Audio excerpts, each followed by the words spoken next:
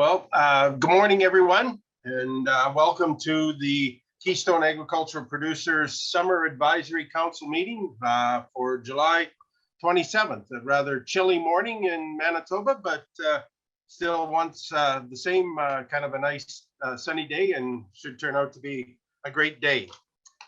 So we'll call this meeting to order, and we will go through a few housekeeping rules. And I will just read them and you can follow along on the screen, but there will be no verbal roll call. We will use the meeting participation list to keep record of who attended. Please ensure your name is on the screen is correct, the full name and district or affiliation. You can do this by right-clicking on your name on the screen and selecting rename. If you wish to speak during the meeting, please use the hand function in the Zoom and staff or chair will recognize you. A staff member will mute your microphone after you are finished speaking. Voting on resolution will be done by using the polling function. Delegates will have 20 seconds to vote before the poll is closed. Once voting closes, the results will be shown on the screen. Each poll will be verified after the meeting to ensure voting accuracy. If you are not a delegate, please do not use the polling function during resolutions. Following the meeting, a survey will be sent out to all delegates to confirm attendance and how well they could participate in the meeting. This meeting will be recorded and available on KAP's YouTube channel. So hopefully those are some instructions to move forward. So once again, we have a new KAP website that was launched in January. And with that new website, we have enhanced and utilized the members benefit program. I just want to bring awareness to that, and maybe you could follow along sometime at your leisure at kap.ca to find out how some of those member benefits may benefit your operation. A wide encompassing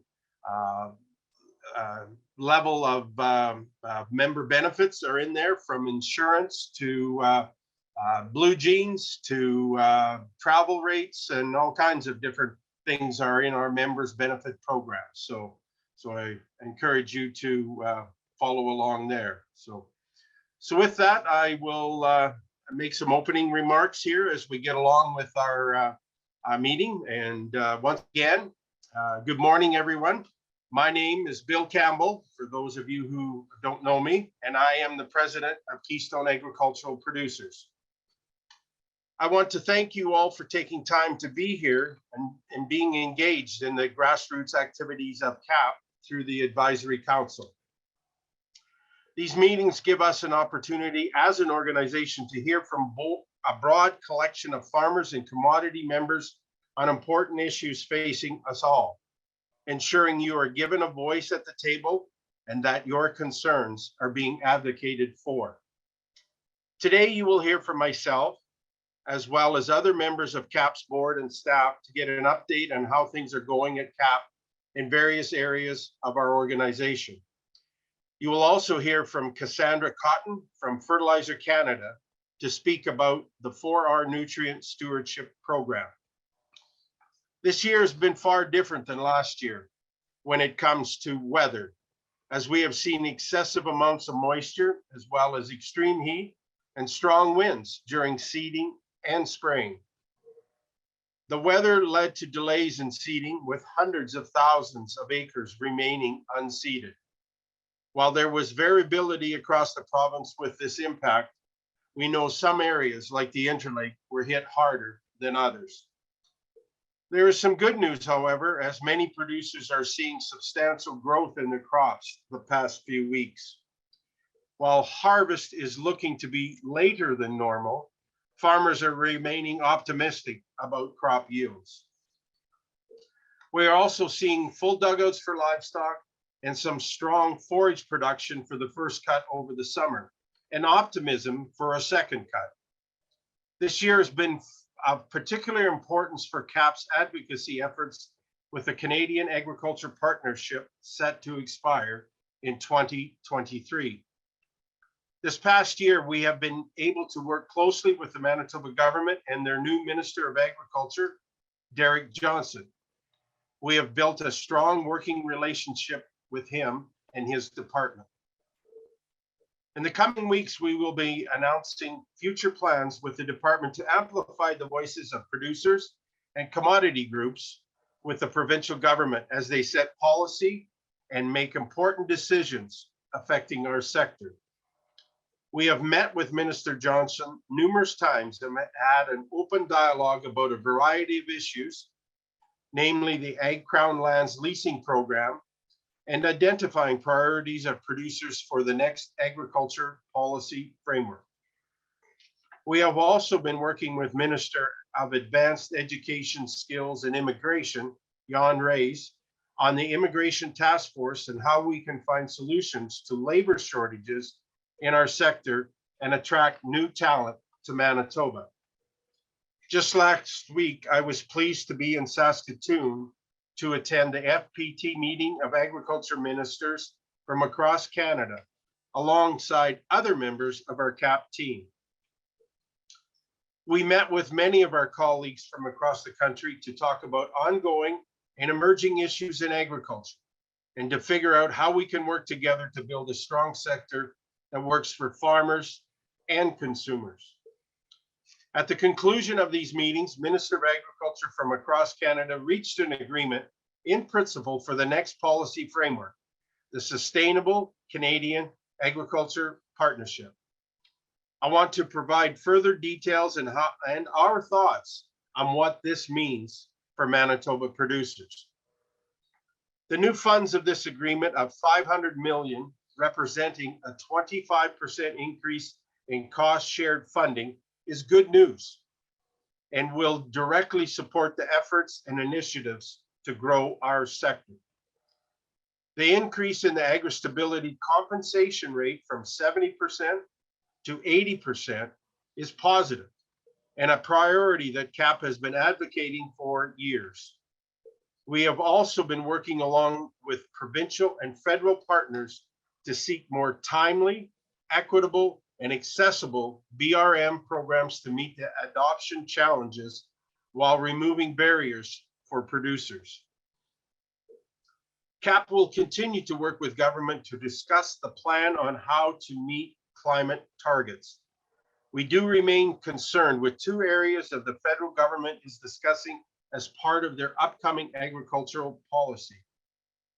The first is the possibility of tying business risk management programs to environmental outcomes and standards. We have made it clear to both levels of government that environmental requirements must not impact accessibility to BRM programs. The second is the increase in greenhouse gas reduction targets to 3 to 5 megatons of emissions. This will need clear and transparent data sources and measures, but we have yet to see which data and life cycle analysis will be used to determine these targets. KAP supports beneficial management practices such as 4R Climate Smart Protocol that can reduce nitrous oxide emissions by up to 35%. And we know that agriculture is already a strong partner with government in working towards greenhouse gas emissions. That being said, we also want to ensure initiatives already underway by farmers are being considered when working towards any environmental targets.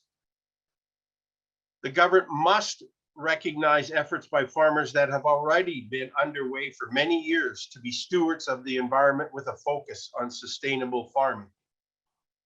Agriculture has been identified by the federal government as a key sector to drive economic growth in the future, and possibility of restricting nitrogen may hinder economic growth in the sector.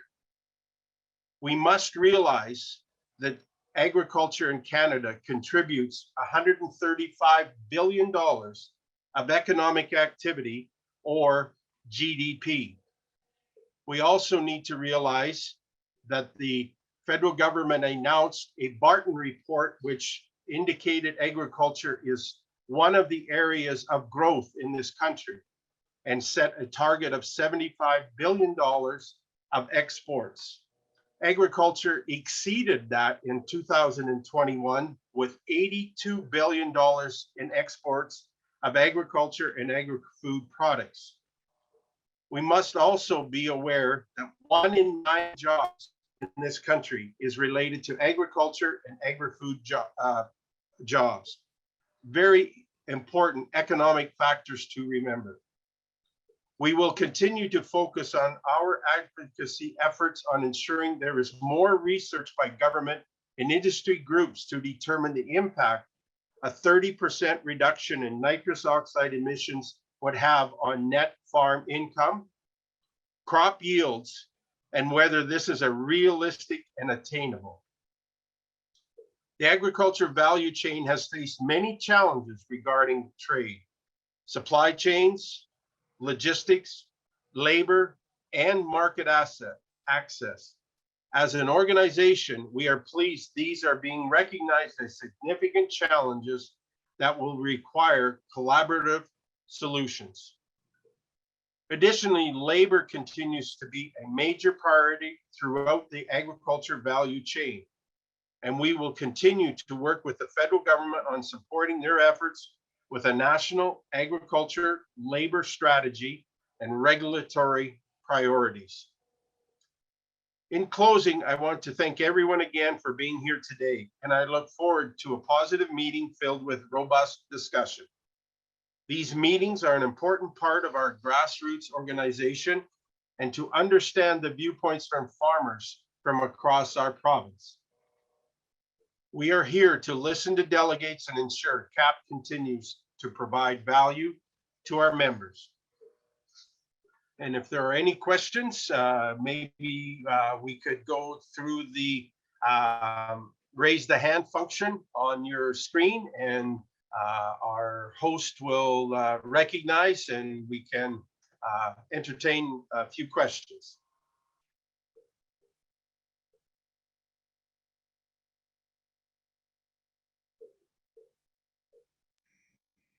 Bill, we're not seeing anything on our end yet, but we can come back to this afterwards if needed. Okay. So the next item on our agenda is item number 3. And I would ask if there are any additions and then any approval for the agenda. Les Ferris, District 2. I would move the agenda be adopted. Do we have a seconder? Shannon Pizek, District 10, I second. Thank you. I will use the Zoom ability of all those opposed, raise their hand or let it be known. Otherwise, I will declare the motion carried. Okay. And the next item on our agenda is the motion to approve the minutes of our previous meeting, which have been circulated. I will entertain a motion to approve those minutes as circulated.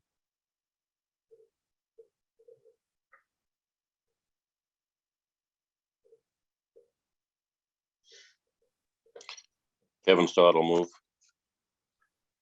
Kevin, do we have a seconder?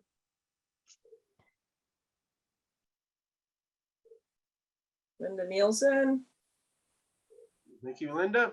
Once again, I will use the Zoom ability of any opposed. Raise your hand or make it be known. Hearing nothing, I will declare the minutes of our previous meeting be approved. So the next item that we have on our agenda is item 4. And there will be no financial update as our next board meeting will take place on August 11th. But we will have a membership update. So I guess Brenna or someone can highlight some Yep. of the membership report, please? Yeah, just as an update, so for this year, we're at 3,318 members. You will note at the top, there was a delay because we were waiting for confirmation for the increase this past year, for the increase in our cap to our checkoff. So that has created a slight delay here in the memberships. We do have 961 supports, so we know we still have time until our end of year. We know that there's gonna be more people in the support category that'll get kicked over into the membership category once they reach that target limit. And then our opt-outs are 487 for this year. So any questions on that part?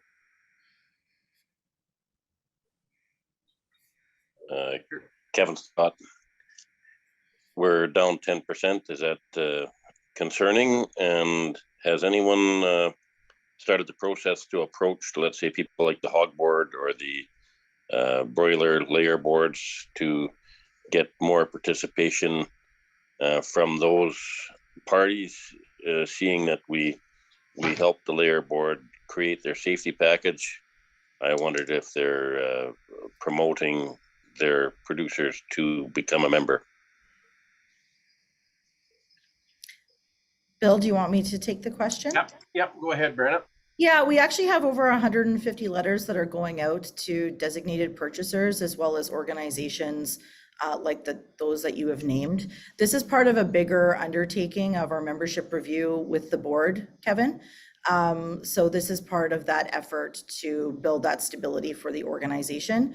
I think where we're at right now, we had anticipated that we were going to be below because of the delay in confirmation with the province regarding our cap dollar, not our CAP dollar, but the cap limit of our checkoff. So that obviously created delays, but people were holding on to their grain earlier this year. It's been a really tough year with that massive cold weather and then the wet weather. So we're expecting to see more memberships roll in, but that delay certainly did not help.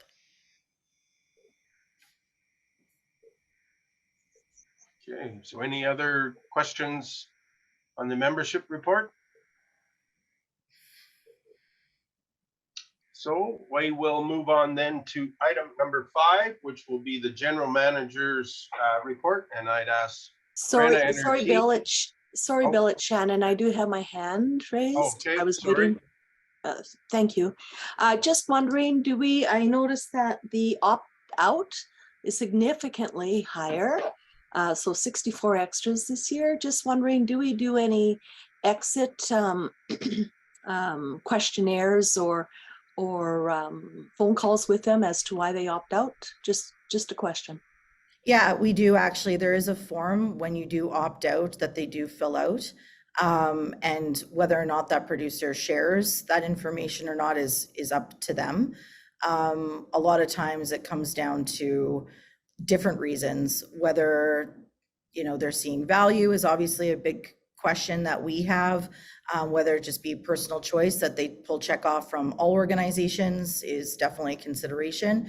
When it's a tougher year like this year, Shannon, a lot of people are concerned about their own dollars. And so that has been feedback that we've gotten, that they're pulling back, and they've had even their accountants tell them, pull back on your checkoff dollars.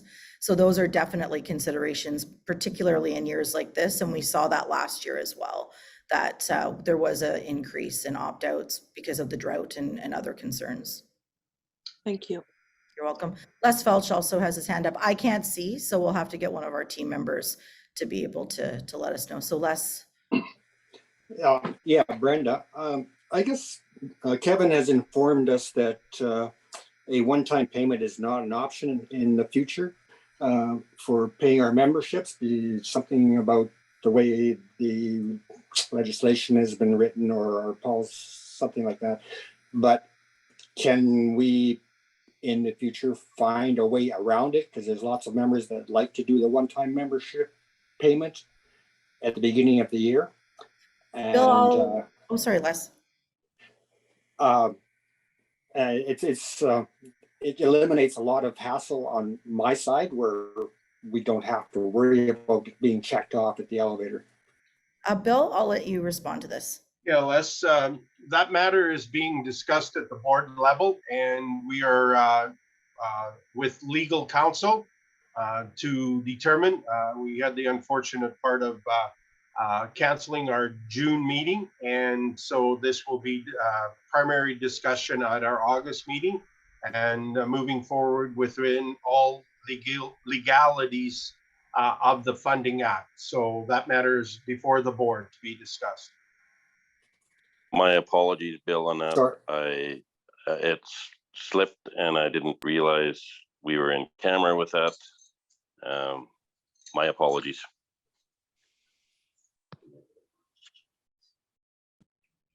It is an area that the board is very looking at and trying outcomes. So if we send you a check, you're just going to send it back. Is that right? I'm not sure. We will wait upon legal counsel to determine the course of action as we move forward. So Thanks for the update, Bill.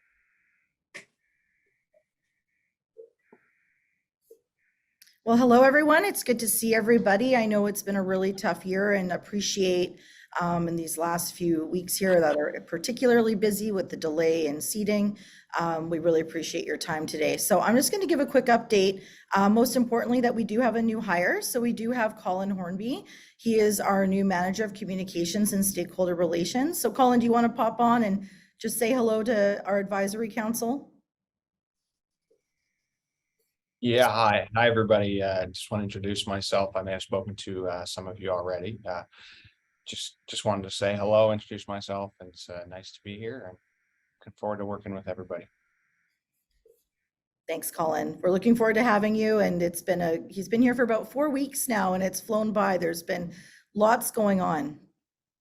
So all of you have seen this before, but I wanted to start here because where we did start a year ago, so I've now been at KAP for a year. These were the 3 pillars that we started with, which was focusing on really building that strategy into everything we do, strengthening our relationships. That's been absolutely critical to our success, and using foresight as much as possible. And we can certainly see on the climate and environment side how that is really critical. To be able to demonstrate that you're doing the right thing as producers is important. Being at the table and having some of these conversations before decisions get made is really important. But overall, just there's a lot of shifts and challenges happening in the industry, even around supply chains, and wherever possible, we should be using foresight and learning from the past and being a little bit more predictive of the future. One of our major initiatives has been on labor, and that has consumed a lot of the past year. None of you will be surprised if you follow anything, the Western Producer or Real Ag, or even turn on CBC or wherever. Labor is a challenge in every sector, so not just agriculture. So the good news is we do have allies in other sectors that are also working in this. The difference is agriculture does have different needs, different requirements. Our reliance on temporary foreign labor is an example of that. So one of the things that we have done at KAP is build a task force with our commodity members. So you'll see that we have partners here on the right-hand side, that those are members of this committee. So they are representative of commodities that are particularly dependent on labor as primary agriculture. This task force is actually being done in partnership with the Department of Agriculture, so it's co-chaired by one of their staff. We've also brought in a facilitator from the province to help ensure that we're building alignment, because that's been, when we look at the key accomplishment side of things, that's been probably one of the biggest things, is building that alignment on how to move forward. And even on, for the livestock folks, veterinary access is a huge concern. So we've been able to develop offshoot collectives on how do we address that together. So bringing forward our partners who that matters to, and having them work together through us to ensure that we're having successful outcomes.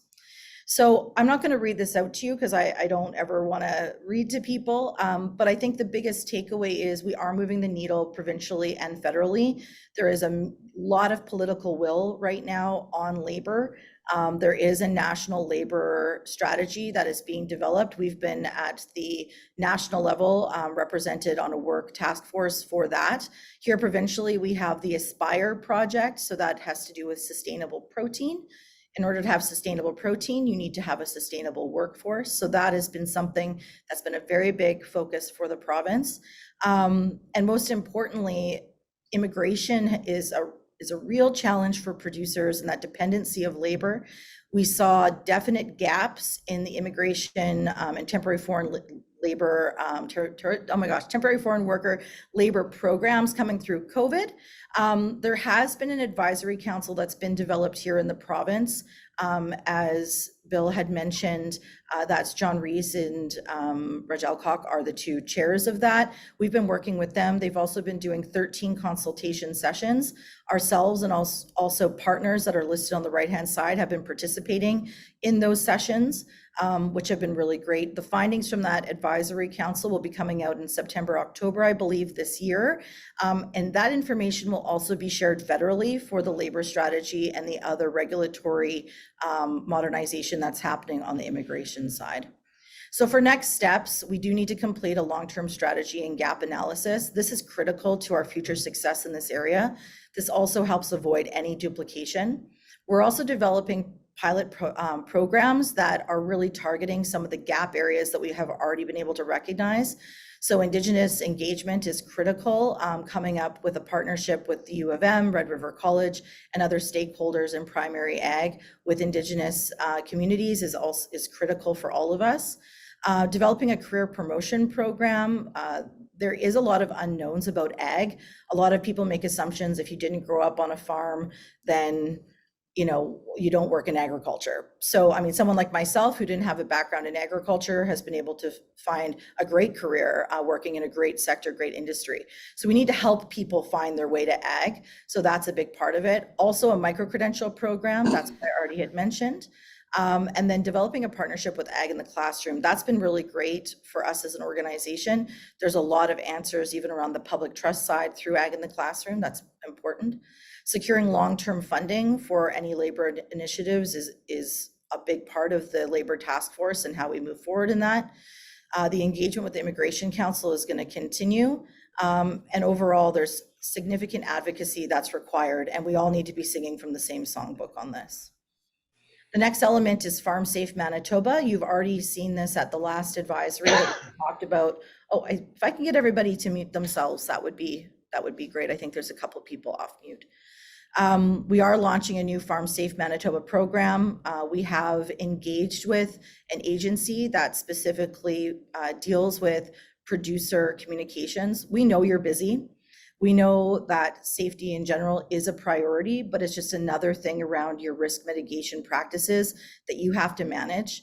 So the program that we're building is really focused on how do producers work on their farm? How can we make it easier for you to adopt some of the tools and requirements that are required around safety? Obviously, you don't want family or any of your workers to get hurt. We know that. We know you're all about doing the right thing. So let's develop a program and a communications package that reflects that.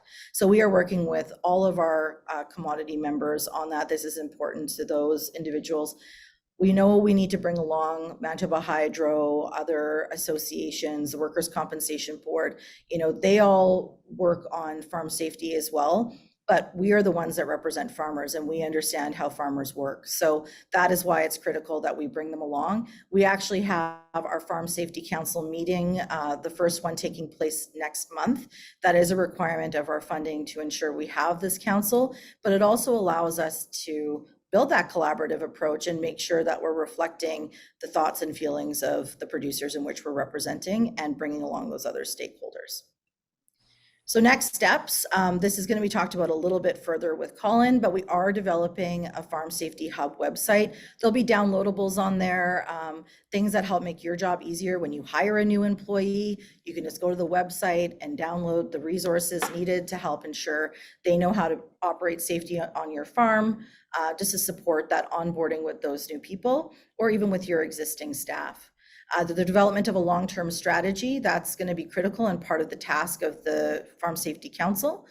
The communications materials I've already talked about. It's going to be important that we have a producer-focused message that works for you and gets all of you thinking about how do I do this and where do I start and where do I begin. So we'll be doing some focus groups next year on and including producer like yourselves, and we'll be reaching out to people like you on our advisory to participate in that, because we do want to hear from you on how this works.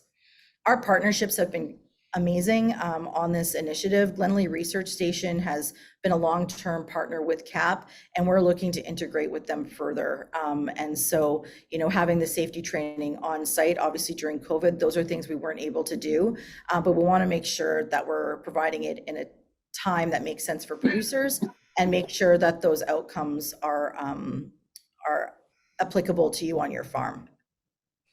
I'll run through this pretty quick, but engagement and outreach is something that we set off right from the beginning. You guys have heard me talk about this quite a few times. But we as an organization, we have to demonstrate our value. And going back to Shannon's question, why are people maybe pulling out of KAP? Why are they asking for their dollars back? Every producer may have a different reason, but we want to make sure that we're reaching out to those who are currently members. And also there's a lot of producers who aren't. There's just under 15,000 producers in this province. Not all of them would necessarily be within our target, but I'd say there's a good portion of those who are not engaged with KAP or aren't aware of who KAP is, and we need to be able to speak to those people. So something that we've been working on as an organization, and I wish we could launch everything all at once and get all of this work done today, but it does take time. So we're hoping to launch engagement strategy in 2023. Yet again, that is something that we will work with our producers, particularly our board, on ensuring that it's meeting the needs of their districts. Having those streamlined communications are critical. If you are not signed up on our KAP alert, please do so, because that is really, really important. And there's a lot of great information that is shared there. I think building that KAP brand is going to be important for us. Credibility is our currency. So we have to make sure that we're putting out science-based, fact-based information, that we are working with our producers to share information in their communities that help answer questions. So those are all things that we work on. Reestablishing and accentuating those relationships with government is really important. I think that Bill brought it up earlier. We need to work with government. They are making decisions, but that doesn't mean we always agree with them. So having that relationship to be able to have those discussions, we've already seen a fruitful outcome. And then reestablishing transparent and collaborative relationships with stakeholders, including those KAP commodity members, has been really important. Getting everyone on the same page and building commonalities. Yet again, these things take time, but overall they are critical to our long-term success. Some of the more outreach that we've done, for example, with Ag in the Classroom, we actually have an MOU in place with Ag in the Classroom. So we do have quite a large office here. And so we have an MOU in place with Ag in the Classroom for them to have access to one of our offices. This is helpful for them as an organization. They are a charity, and we are really depending on them for a lot of the public trust outreach and building, even from a career standpoint, that message about agriculture to youth. Just going to move along here. So next steps, we have built that new website, as Bill has already mentioned. Colin will also be sharing a little bit more about this, but making sure that the content is continuing to grow and expand, that has been a priority for us. We do have an upcoming strategic plan for 2023. So really getting engaged in that process, making sure we hire the right partner to walk us through that development, hearing from our producers like you, and also people who aren't members. So we need to be able to reach the people who aren't currently members of KAP and hear from them about what they would like to see for our future. So that's going to be a big part of it. And public trust is something that, yet again, we as KAP have always had as a priority. But as we can see coming forward in a lot of the policies, there's a lot of misperceptions around agriculture, and we all have a responsibility to share that. Another thing that's in the works as a podcast. We're looking for just different mediums to try to see how we can reach producers and non-producers alike. On the advocacy side, yet again, I'll try not to read through all of this. We will have Neil be discussing it as well, but you can see our advocacy priorities. There's many things that we could be doing and need to be doing. This is just a snapshot of a few of them. Obviously, environment is not a shock. As you can see, a lot of the feedback coming out of the next policy framework discussions, it's all focused on that environment. We are concerned about that tying to BRMs, the environmental requirements. those are things that we are working on very diligently. The labor shortages, we've already talked about that. Challenges in the process of getting labor, those are all critical. And then identifying future workforce, that's important. Transportation and infrastructure, we can see, supply chains is actually something that we have listed here, but that can be overarching in all of this, that if we don't have the right infrastructure, supply chains can't function. We need to have rail transportation move. Farmers need to get their grain to port. They need to get things off their farm. We need our systems to function. So working with the province of Manitoba, I do meet with them bi-monthly, and these days it's been almost every week we're talking, as well as with our executive as well, engaging with the minister on key issues, working with our commodity members as well has been really important.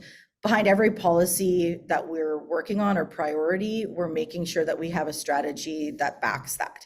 And that means that we have to work with other partners to help define that, whether it be our membership or other national partners. So that is something that is critical to what we're doing.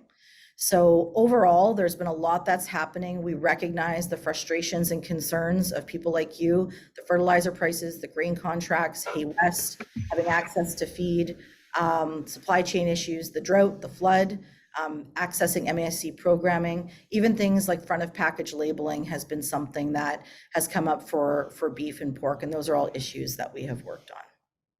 So next steps, I call them super farmer advocates, but we got to make sure that all of our producers that are, working on this or involved with KAP have tools and have the training and have the support to ensure that it is their voice that's being heard.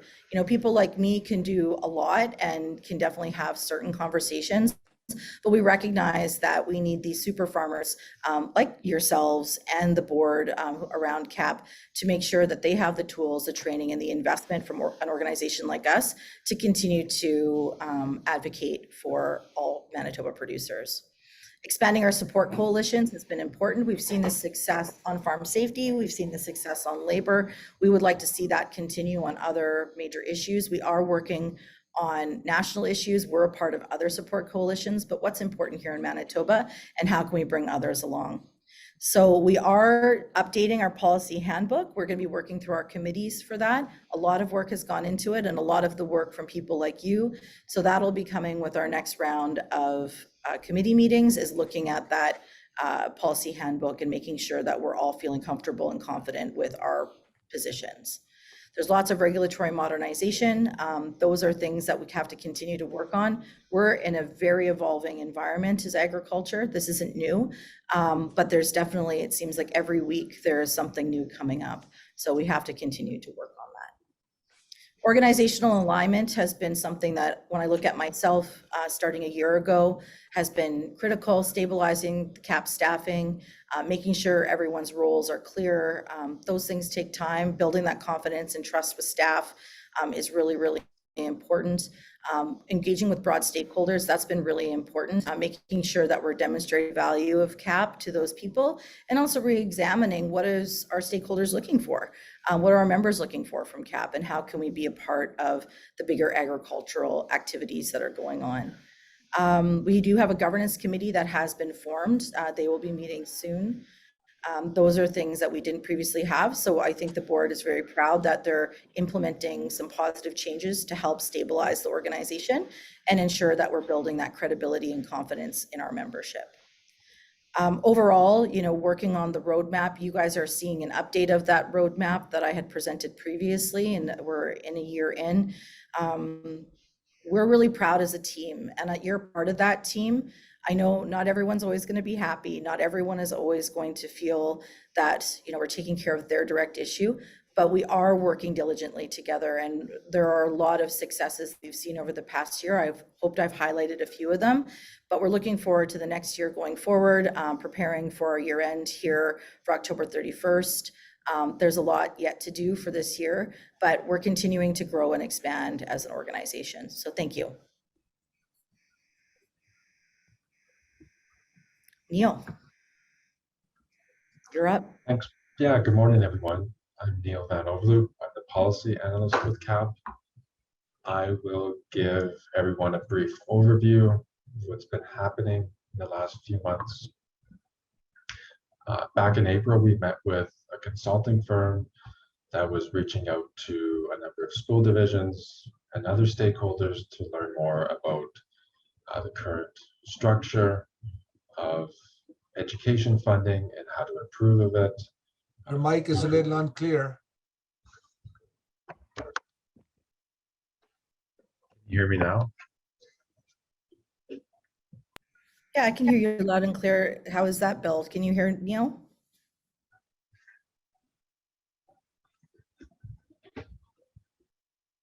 Okay, yeah, I'll continue.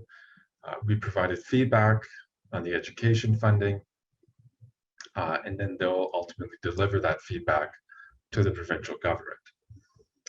Last month, we met with Minister Johnson as well as 3 other MLAs along with the Deputy Minister. They wanted to discuss the Ag Crown Lands leasing program. They are looking at updating the program to make it better or make it more suited for 2022. After the meeting, we met, or we created a submission. We sent that submission in this week. The department will look at the submission over August and September, and hopefully improvements will be made in the coming months. After that meeting, we also met with Minister Johnson along with the Manitoba beekeepers. They were there to discuss the losses the beekeepers suffered to their colonies over the past winter. A couple months ago, we met with MASC to discuss the excess moisture insurance deductible. They informed us that they would be making changes to the dollar values. The current dollar values are $50, $75, and $100. They're looking to increase those dollar values for 2023. This will require approval of their board and will inform members if these changes occur. We also sent a joint vet shortage letter to the Department of Agriculture. The main ask in the letter was to create more spaces in Saskatchewan for individuals wanting to learn veterinary medicine. This was a joint letter. It was co-signed by the dairy farmers, Manitoba Pork, the egg farmers, beef producers, forage and grassland, turkey producers, the sheep association, bison, as well as the chicken producers. Last week, we received a draft grain plan from CN. The 2 Class 1 railways are required by law to submit a grain plan to the Minister of Transport. CN provided their draft plan. They wanted feedback on what they've provided us. We provided the feedback. One of the things that we wanted to see out of the grain plan is more transparency as well as more accountability in reporting. We are currently updating the policy page on our website. The content is available. However, it's not online yet. We just have to update that so everyone can access it. As Brenna said, we're looking at updating our policy handbook. We've made the changes already. We're looking to meet with the 9 committees towards the end of the year. Then the revised policy handbook will ultimately need board approval. Lastly, we'll be making a submission for the consultation on reducing fertilizer emissions. They extended the consultation to September 28th. We received feedback a few months ago from the Grains, Oilseeds, and Pulses Committee. We'll be providing that information with our submission.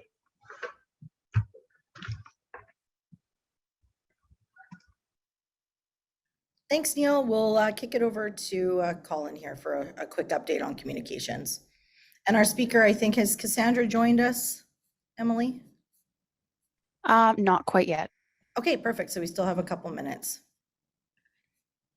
Go ahead, Colin. Thanks, thanks, Brenna. So yeah, I won't take too long here. Just again, so I've been here for a month, so been learning a lot, and we've been working on some good stuff here. So part of my background, just so everybody knows, is involved in some grassroots campaigns and figuring out the best ways to engage with stakeholders and people that you need to work with. So we are working on developing a district engagement plan.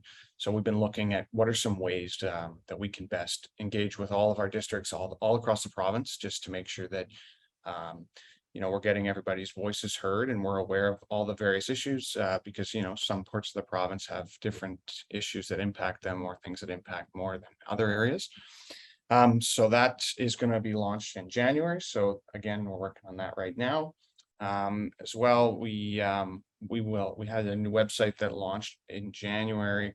We're working on constantly on ways we can make that better, to have more informative or engaging sections on the website. We're also working on launching our farm safety program and website in September. So that's something that ties in as well to what Brenna was talking about with the Safety Council.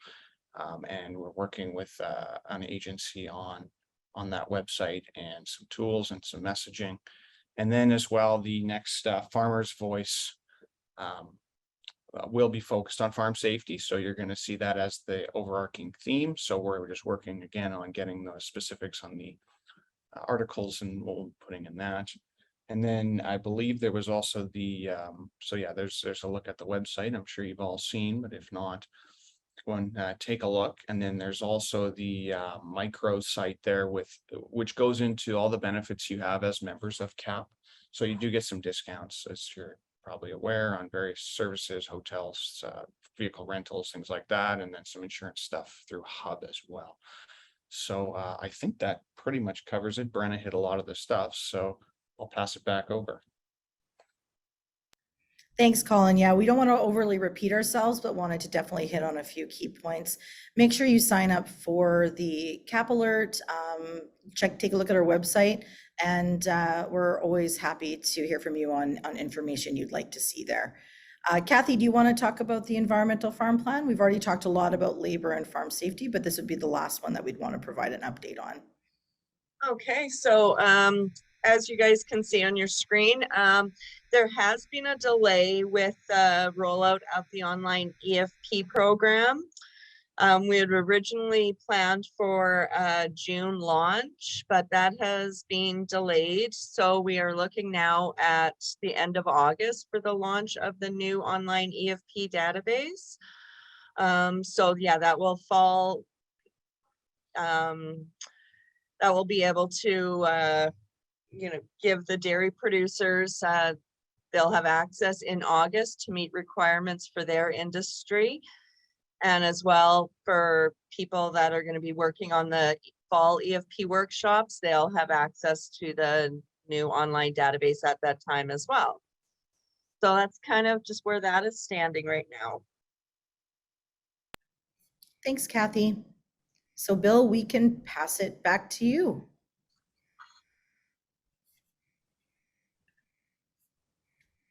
Okay, Brenna, thank you very much for the update. Lots of information to absorb in there. Quite a lot of activities by the executive and the board and our staff. So thank you.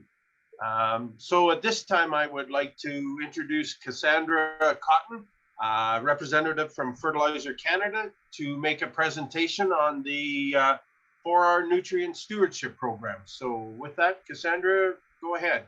Bill, just hold on a second. I think maybe she's having a problem logging in. If we can just all take maybe a 2-3 minute little break, and we're just gonna get her online. Okay. Can you hear me? We can hear you perfectly, Cassandra. It definitely says that you have started sharing, but there seems to be a delay. Oh, there we go. Okay. There we go. Okay. Can you everybody see my screen? Yes. Okay. So yeah, thank you so much for inviting me today, and to Neil for reaching out. Certainly, I think there's a lot of work underway on the 4Rs more recently, and certainly over the last 5 years with Manitoba and some other major crop producing provinces. So I'm just going to take everyone through a bit of a walkthrough on what's happening on the 4R side of things. So I won't really spend too much time on what the 4Rs is, assuming that all your members are very familiar with the concept generally. As I know we do have a lot of uptake, but really is around source, rate, time, and place practices. It's been something that the industry has been promoting and investing in through research and outreach for, I'm pretty sure 15 years. And I think every time I say that, specifically to some government audiences, there's a lot of like, well, that's a long time. Like, what's the actual uptake? And I think in the bigger picture, 15 years of developing this program is really quite short. We like to say that, no-till took about 10 years to come to fruition fully. And that's, a single practice versus a whole framework for how to apply fertilizer. So there's a lot of different practices that fall under it. It's about incremental improvement over time. And it does take a long time to prove out those concepts on the ground and with researchers and having trials and raising awareness and things like that. So certainly we're not starting from ground zero, but I would say we're seeing a lot more uptake more recently in the last few years, a lot more discussion about the 4Rs and awareness levels. Again, something you're all familiar with, but I think is lost on a lot of bureaucrats when we're talking to them about sustainability, and that the 4Rs is a sustainable practice. It's not all about environmental, and to be truly sustainable, there needs to be social and economic factors at play. I think we've definitely seen some of this happen through the government's stated 30% reduction in fertilizer emissions. That's currently under consultation. That I think one of our major concerns is because they're defining it as an absolute target, they're really not taking into consideration social and economic factors in a sustainable system. And what's needed to ensure continued growth in revenue for farm operations, what's required for Canada to continue to produce an abundant, healthy supply of food to contribute to global food security, and those considerations. Not that we're not supportive and growers aren't supportive of reducing environmental impact from fertilizer use, but certainly a lot of that work is underway. Growers need to be recognized for the work that has happened on the ground, and it can't be looked at through a single lens. So we are operational on the 4Rs in promoting across Canada in what we would call sort of the major crop producing provinces. So most active in BC, in Alberta, Saskatchewan, Manitoba, Ontario, Quebec, and then Prince Edward Island as well. That's not to say we aren't, active in other provinces, but those are our focus areas. We have regional agreements with those provinces, typically with both the Ag Department and the Environment Department, farm organizations locally, industry, and in some cases, environmental groups on the 4Rs and how to promote and apply them locally given the different conditions. There's also a research network across the country that's been working on identifying the practices and what the sort of emission reduction factors are for those practices, and also not just emissions, but water quality issues when it comes to phosphorus loss and things like that. Obviously, emissions is something that is very top of mind right now, given the current climate, but certainly the 4Rs has positive implications for other environmental concerns as well. In terms of the programming that we have underway, we since 2014 do issue annually a grower fertilizer use survey so that we can fill a data gap that exists in understanding growers' practices.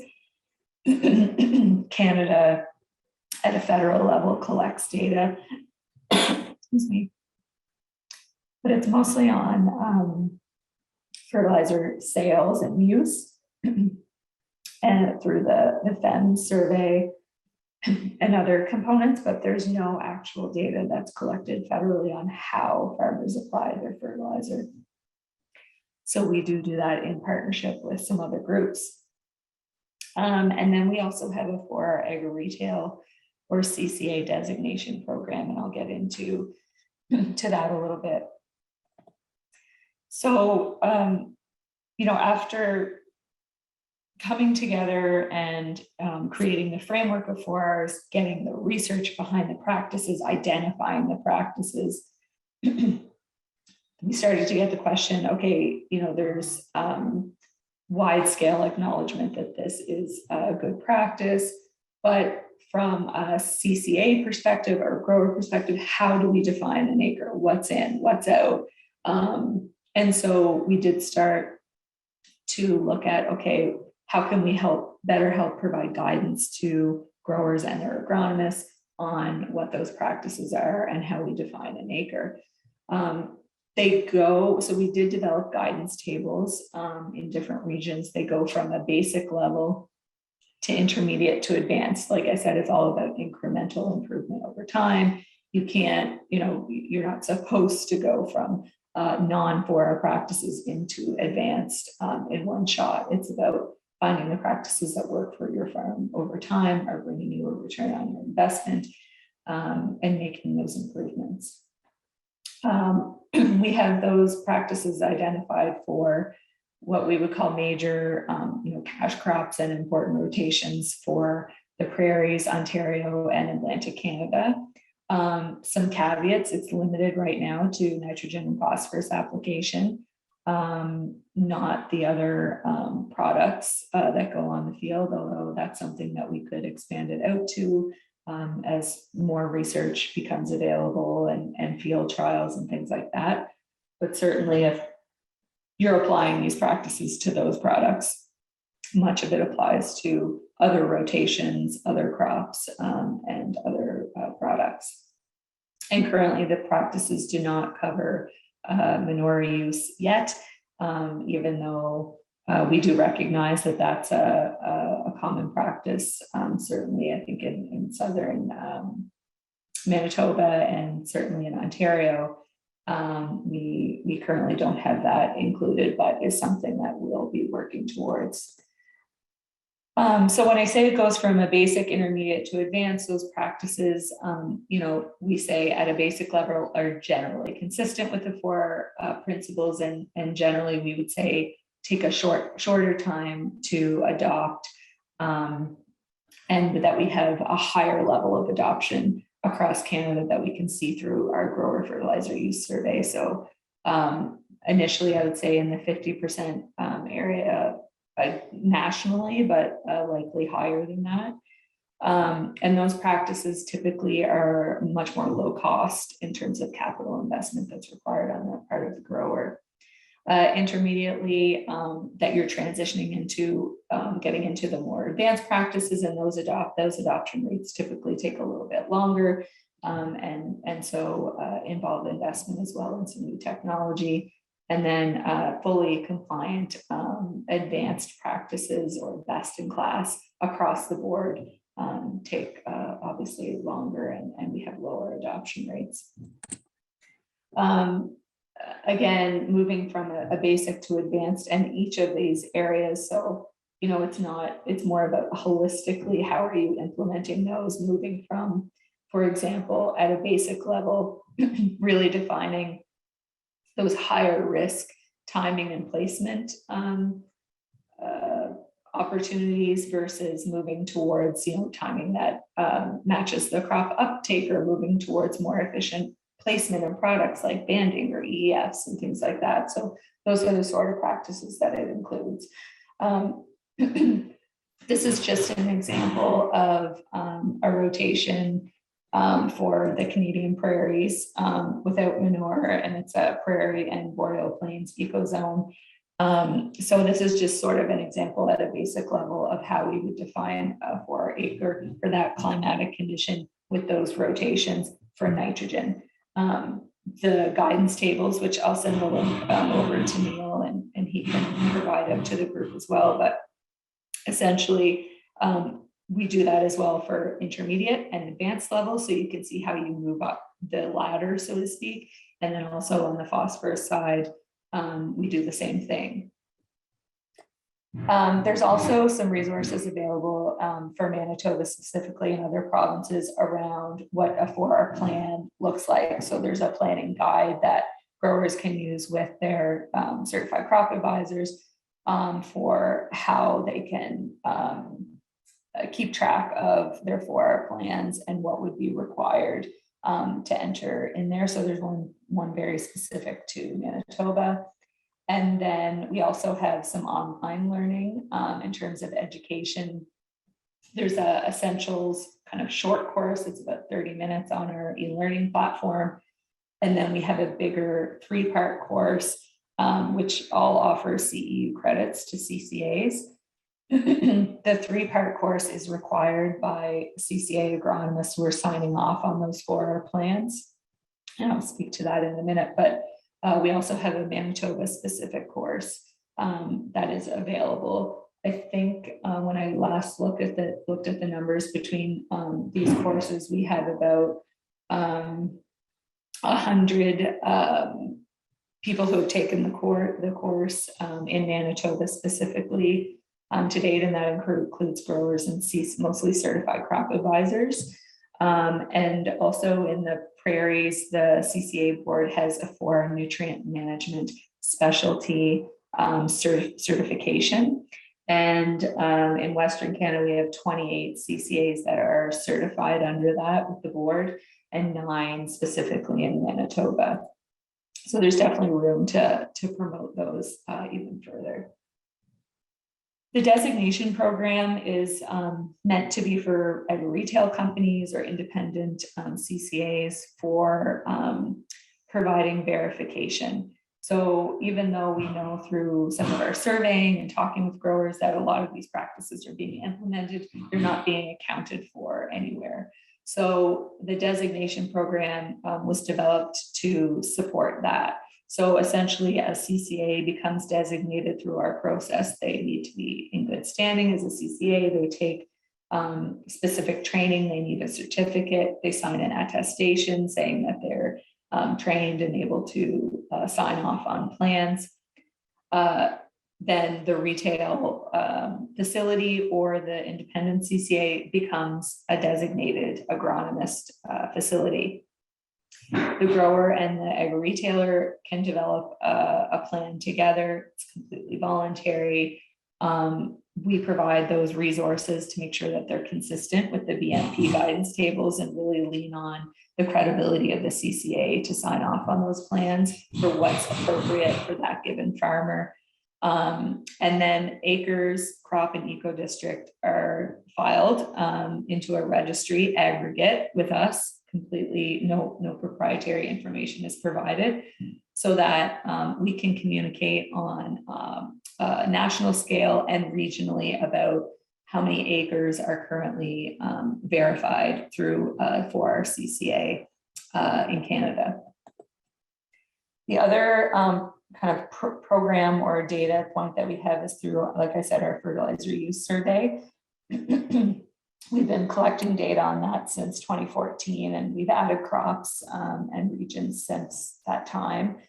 And we've tried to keep the questions as consistent as possible so that we can use benchmarking and look at trends and data and things like that. You can see on there where we're at in terms of Western Canada and Eastern Canada and what kind of commodities we're looking at. And currently in 2022 crop year, we'll be expanding the survey into Quebec and Prince Edward Island as well. And in Manitoba, we do fund the survey through our partnership in the MOU agreement that we have there with KAP and others, and then the Canadian Canola Growers Association and the Manitoba Crop Alliance. We do survey quite a broad swath of growers. We make sure that the number that we're surveying and the amount of acres that they are farming is statistically significant. We do compensate growers for doing it as well. We use a supplier It's completely voluntary. And I suppose, though, good to note that it is a self-assessment. So it's just growers telling us how they applied their fertilizer. We typically send it out in December, January timeframe. So after the crop is harvested, because we also want to see or get an idea of what the yield implications were for that growing year as well. And what we're able to gather from that is awareness levels. So at a broad scale, understanding from 2015 to now what the general awareness is of the 4R concept, which is continuing to grow. We can look at what sort of barriers to adoption growers are seeing, and or why they are implementing the 4R plan. If they are, what are the benefits, so that we can address some of those things. I think, interestingly, a lot of it is about a lack of incentive, both like across Canada, and that's something that we've been pretty vocal about in terms of providing proper incentives for growers to de-risk these practices. We can also look at trends in terms of actual application of or uptake of the 4R. So like I said, when we look at defining a basic 4R practice for a canola grower in Western Canada, we use that guidance table to then look through the survey and actually say, even though that, you know, these growers aren't using a 4R CCA and getting their plans signed off on, they're actually doing a 4R basic application of their fertilizer.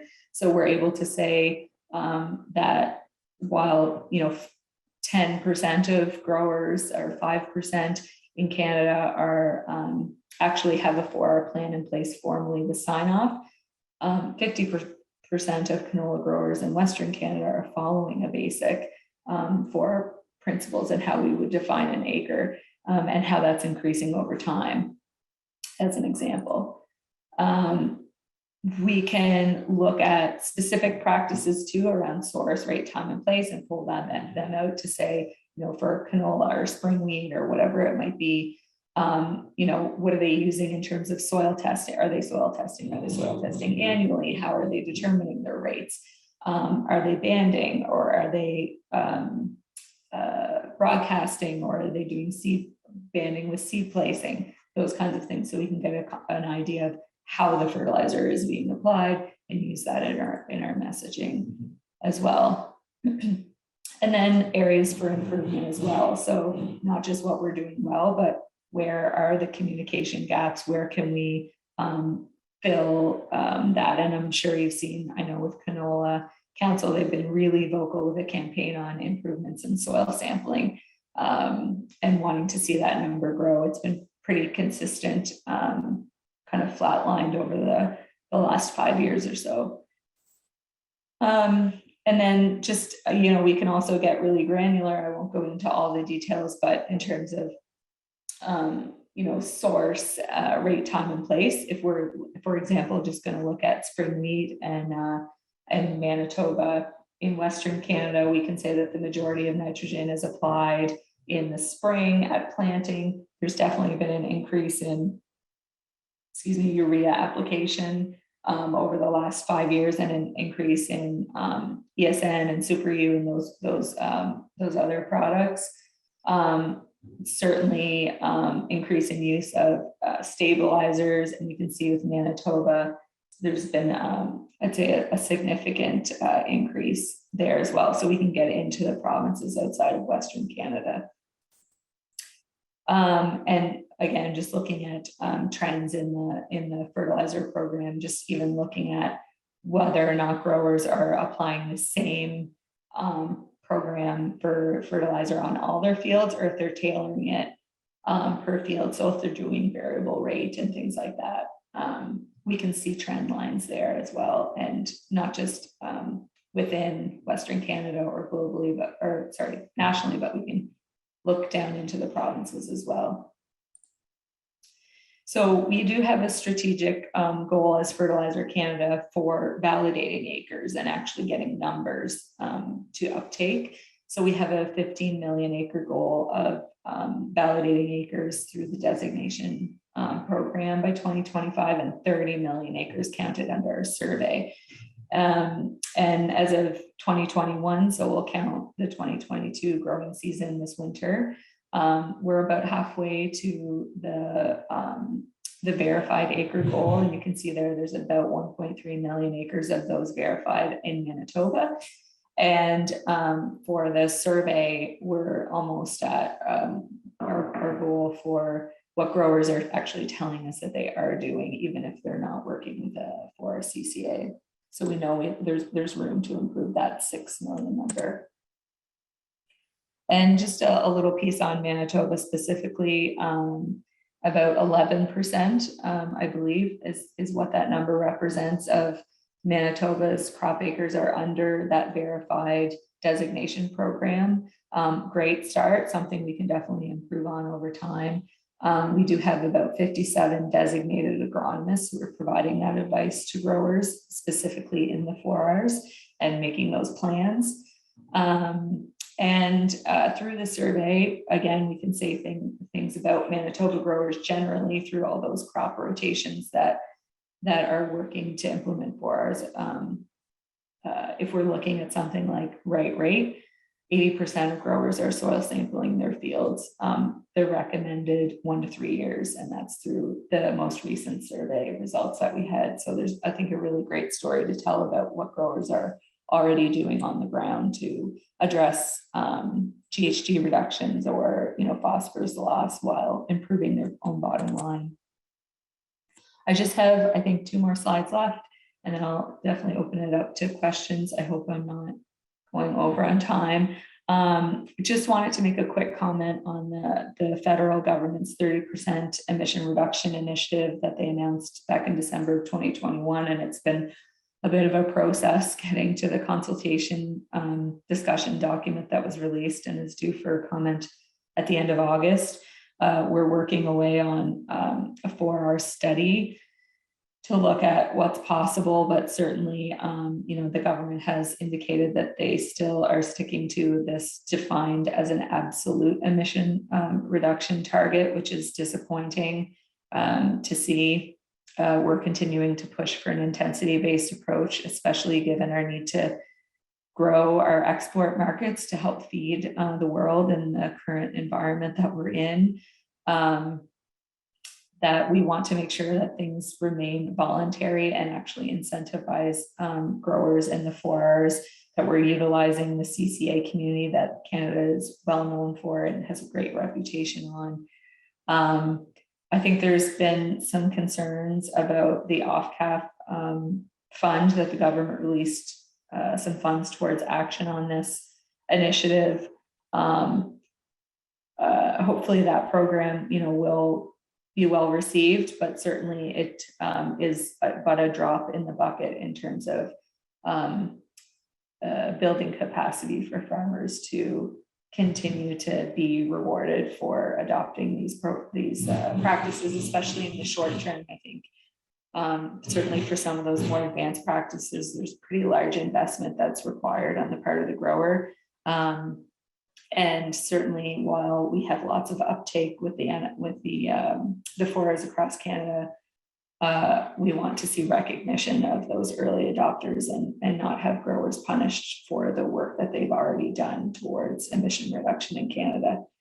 And then certainly if the National Inventory Report, which I believe is the method that they're looking to use to measure progress or success against this target, currently does not include any of the best practices that are captured under the 4Rs.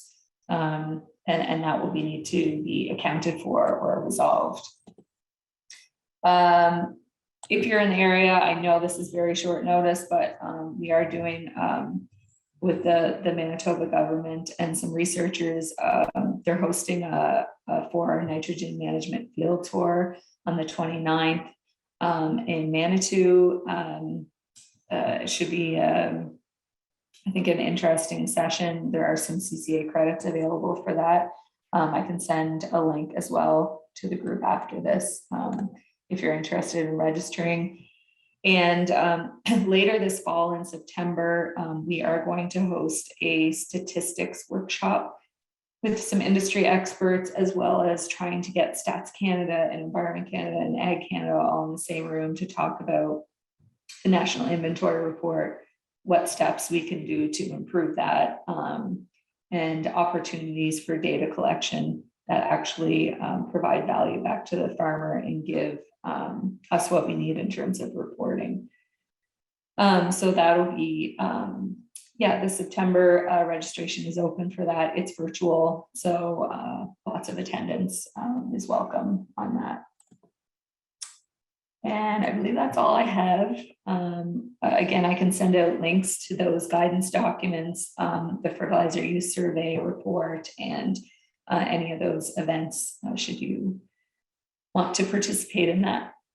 So I'm happy to answer any questions.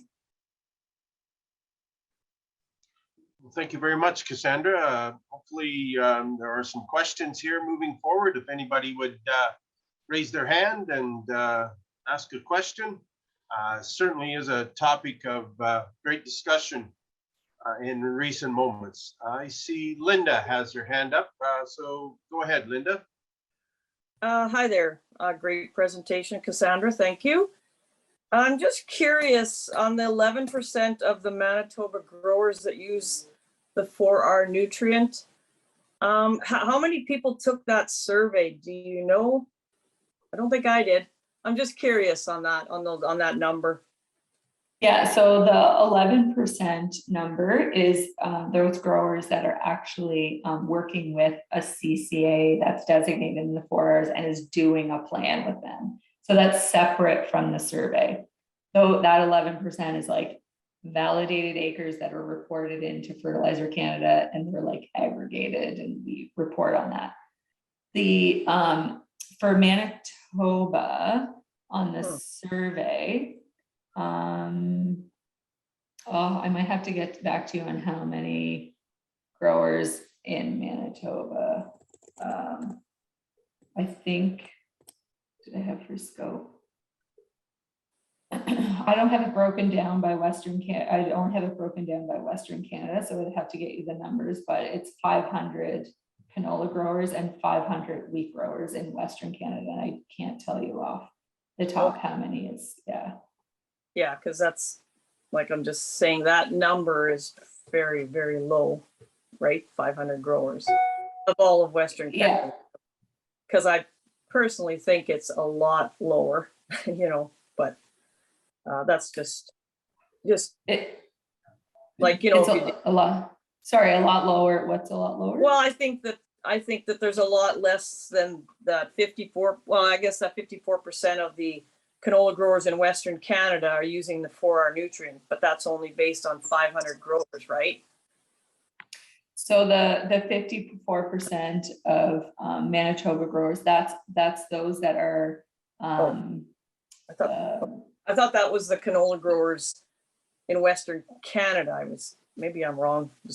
I got some of your slides went pretty fast. Oh, sorry. Anyway, I'll send out the slides as well. It's okay. I just think that as a producer, like we're a small farm, and just a year ago we purchased a mid-row bander just for that very reason. Like for us, it's super important to do the 4R nutrient for our next generation, like our son plans to farm. And I know it takes more time to seed that field, but you know what?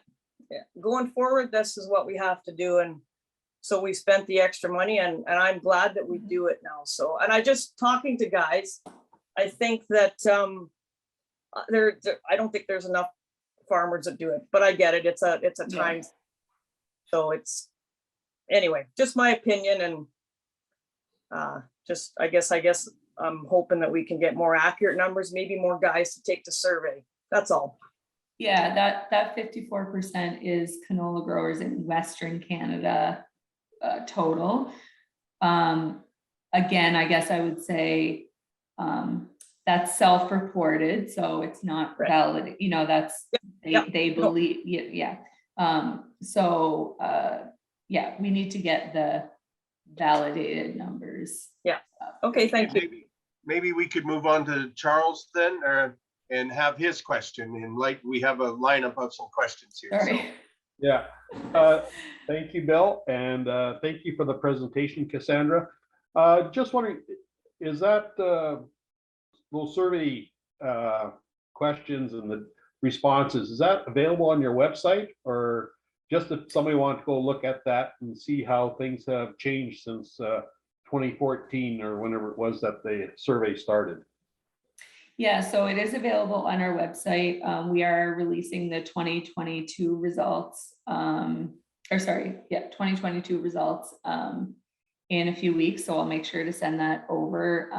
But the detailed questions, you're welcome to go through all the results are published on our website. It is password protected, but we give out the password. We've never said no to anyone. It's just so that we know who's accessing the data so that we can keep track of that. So I can provide a password to. Okay, thank you very much. Just with all the, discussions with the province and the federal government over these here emissions, it's nice to be able to get some actual data to use rather than just using our own personal experiences. So thank you. Yeah. Okay, David, you have a question?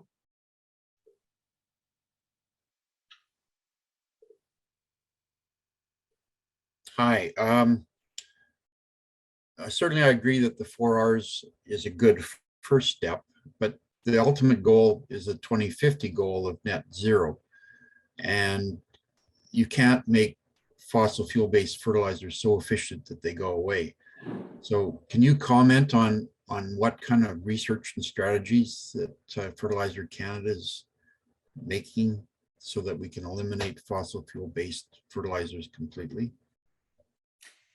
Yeah, so certainly on the manufacturing side of things, the industry is working currently on a technology roadmap. So we're looking at other technologies to actually produce fertilizer. I would say, things like CCUS and cogeneration and blue and green ammonia. And, those are all things that we're looking at. I think it's not that any of those things aren't possible, but certainly to bring it to the scale required, there's some pretty significant investment infrastructure-wise, access to trunk lines, the timelines that takes for that investment and in companies is quite significant. So we're talking not 5 years, we're talking, 10, 20 years for some of these to come to full fruition. So we are working with Natural Resources Canada and some other departments to look at an actual roadmap on the manufacturing side of things, to look at what the feasibility is, timelines to implement, and infrastructure and investment required on those things. So we're not doing nothing, but certainly it's not going to be a flip of the switch. Okay, Les, you have a question? Les Flesh? Yes, Bill. Yeah. Cassandra, following up on the previous question, I know Minnesota, University of Minnesota has already got prototypes on NH3 manufacturing from electricity and water, but do you see on-farm production in the future, or eliminate a lot of the carbon issues? Maybe not the NIRs, but that with our green electricity here in Manitoba, it's something we should be looking at. Yeah, if Manitoba could provide all of us with their green electricity, that would be great. I think it's possible, but again, the scalability is, yet to be known. And there definitely, I think, be some programming and oversight that would likely come from that on a farm level, whether or not farmers want to, have that as well. If fertilizer is being produced on the farm or if we're going that route, I think it might come with some additional regulations or oversight or things like that. But yeah, I guess to me, it kind of comes back to it's based on the jurisdiction and whether we can get to clean electricity or not too, right? I mean, it's. Okay. Another next question also, if I'm allowed. Sure. When you're doing your emission testing in the future, are they going to be using a rolling average over the years? Because I mean, as you know, due to our climate and rainfall timing issues for the final application of your nitrogen, it can be kind of a hit and miss whether it is going to work for you or not, because we're depending on thunder showers. We don't have anything else to deal with. Yeah, when it comes to creating the emission factors for like GHG reductions from these practices, it's definitely averaged out. It's a factor that's estimated based on the research and the field trials over time. It's extremely expensive and difficult to actually measure the GHG emissions, right? So what's accepted from a government perspective into the NIR and what we've done in the past, is based off averages for certain regions, given certain climatic, soil types, crop rotations. So they'll apply an emission factor based on an estimate, not a precise measurement. Okay, Les Ferris has a question, if he could proceed. Hi, I hope I didn't miss this in your presentation, but Mr. Trudeau's 30% reduction, was that in consultation with Fertilizer Canada, that this was doable, that we could reduce 30% and still maintain production? I hope I didn't miss this, but wondered if you could touch on that, please. Absolutely. We were completely blindsided, as was everyone else, on the 30% reduction target from the federal government. Provinces were not consulted, industry was not consulted, growers were not consulted. It came from Environment Canada and was placed at the feet of AFC to implement. We actually vehemently disagree with the government moving forward with such a target, especially in absolute terms. They are not looking at an intensity-based approach currently, which is of concern. We actually released a study last year from Myers Norris Penny looking at if the government proceeded with a 30% absolute reduction and took a European approach, which is looking at a 20% reduction in fertilizer use to meet that target, what it would do to farm incomes, crop production in Canada. Certainly, we continue to advocate that we will not be able to hit a 30% reduction absolute target and maintain and grow crop production in Canada. We'll be responding to the consultation at the end of August, but certainly are in large disagreement with the government and have asked them for data to back up what they used to come to this decision and understand how that was achievable, what was the methodology used, and they have not been able to provide it. Just a further comment, this has come from Environment Canada, so could we assume that this prediction of 30% would be as accurate as our Environment Canada forecast? Mm-hmm. Weather forecast, I meant. So Sorry. Bill, we do have George had his hand up, and Butch, don't worry, you can put your hand down. We have acknowledged you. Bill will come to you after George. Okay, yeah, go ahead, George, and we'll let these two, in essence of time, we'll these two questions, and then we will have to proceed. So, okay, George. Thank you, Cassandra, for your presentation. My question is regarding variable rate fertilizer use.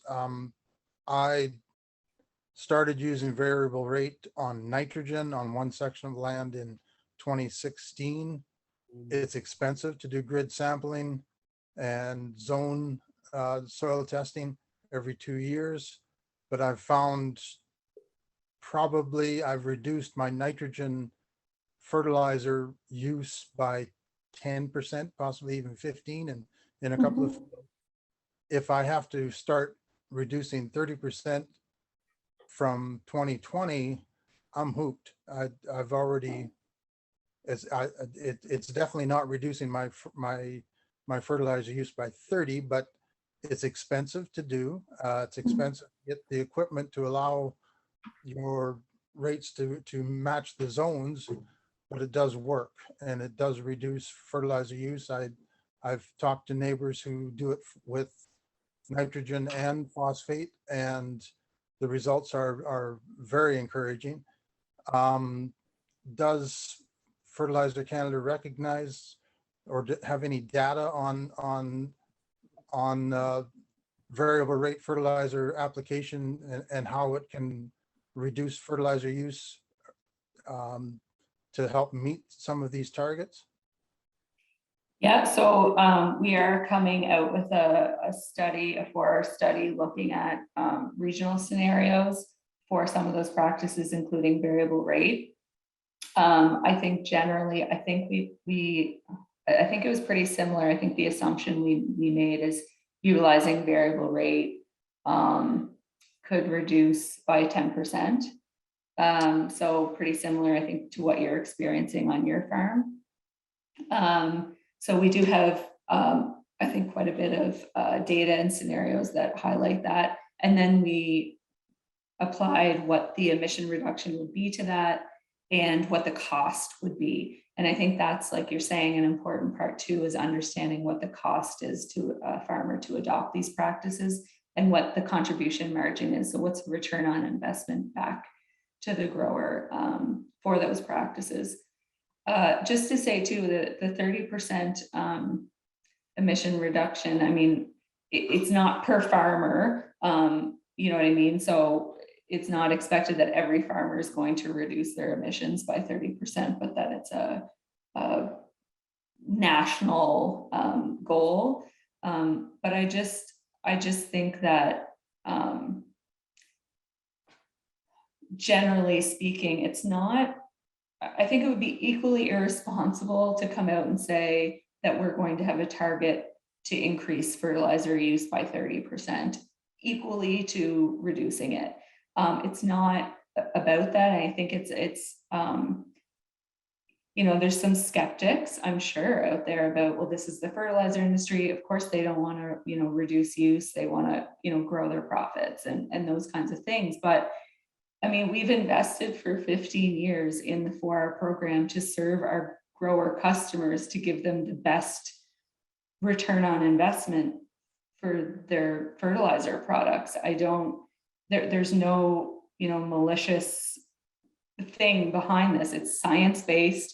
It's using soil scientists across Canada. We want to see growers optimize their fertilizer use. Grow more with what you need, not more, not less. And that's the end of it. Well, I think I should add. Butch, maybe we'll move on to Butch then, so he can have an opportunity for a question.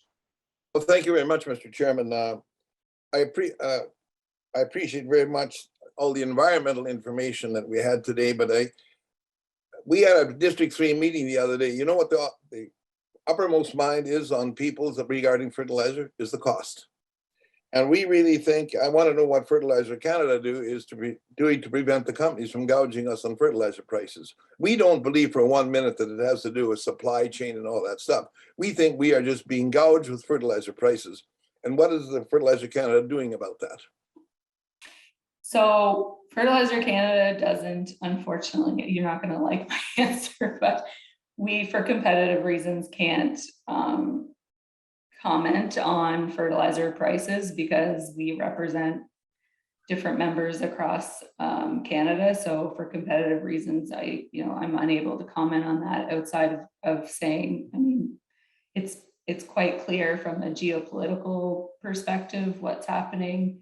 That is what's happening to fertilizer prices is global supply and demand factors, geopolitical issues, and the cost of fertilizer typically is pretty on par with commodity prices. But I'm sorry, Butch, I know you won't like that answer, but I'm unable to kind of. Well, I comment do wish KAP would make a little bit more noise about that than they have been. Thank you. Okay, I see Shannon, and that will be the last question, and we'll have to move on. So Shannon? Thank you, Mr. Chair. I just want to highlight what George indicated. We have been doing variable rate fertilizer and paying substantial dollars to have that service through soil testing and prescription maps, as well as changing equipment for over a decade now. And I think that it's so for us to make significant changes to our fertilizer inputs it would be very difficult. We did that many years ago, and I think it's extremely important that those changes and our practices be recognized, and not to be told, well, you need to continue to decrease. That's in my opinion unacceptable. We have already done those things. Second thing, I just want to acknowledge what Butch said. I also agree that the fertilizer companies have gouged the farmers this year. And certainly right after seeding deadlines, the price of fertilizer was cut by our suppliers significantly in dollars. Maybe not quite half, but significantly so. Anyway, those are my comments. Thank you. Thank you, Shannon. Well, thank you, Cassandra, for your presentation. And you can see from the questions that there's quite a bit in interest in this conversation moving forward. And we hope to be able to continue the dialogue with you. I think there's an opportunity for submissions, but lots of questions have been brought forward and lots of concerns about our producers, and benchmarking numbers and benefit and measurements for producers will be ongoing. So thank you, and we look forward to the opportunity of continued conversation. So Thanks. Thank you. So the next item that we have on our agenda is item number 7, which is our resolutions, and I'll ask our resolutions chairman, George Graham, to take over. Okay, thank you, Bill. I don't see Leonard or Jill in the meeting. If I'm wrong, someone correct me. So I think I'm a one-man band. Neil, if you could bring forward thank you very much. There it is. We have a couple of resolutions today. First one is on fertilizer emissions from District 4. Resolved that KAP lobby the Government of Canada to provide further information on how producers will meet agricultural export targets while achieving the 30% reduction in nitrous oxide emissions. Moved by Kevin Stott. Would the mover like to speak to this resolution? Oh, I sent in yesterday that was supposed to be retracted. That was supposed to retract the resolution. I thought Neil got it. No, it was for the other resolution, Kevin. Oh. Yeah, there were 2.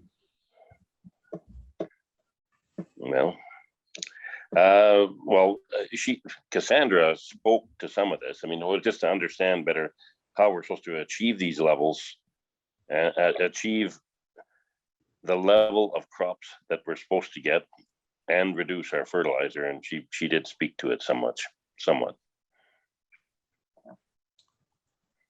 That we were trying to understand how to do it. That's what the resolution is about. Very good. We'll open the floor for discussion.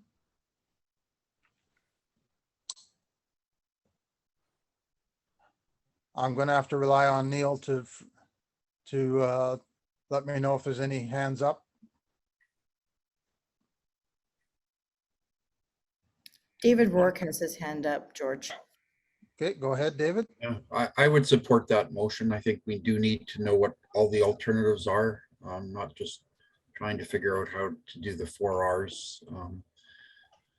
A lot of the 4Rs is emphasizing a more expensive product, and Dr. Cindy Grant, who's a retired senior soil scientist from Ag Canada, suggests that if you do the right timing and placement and rate,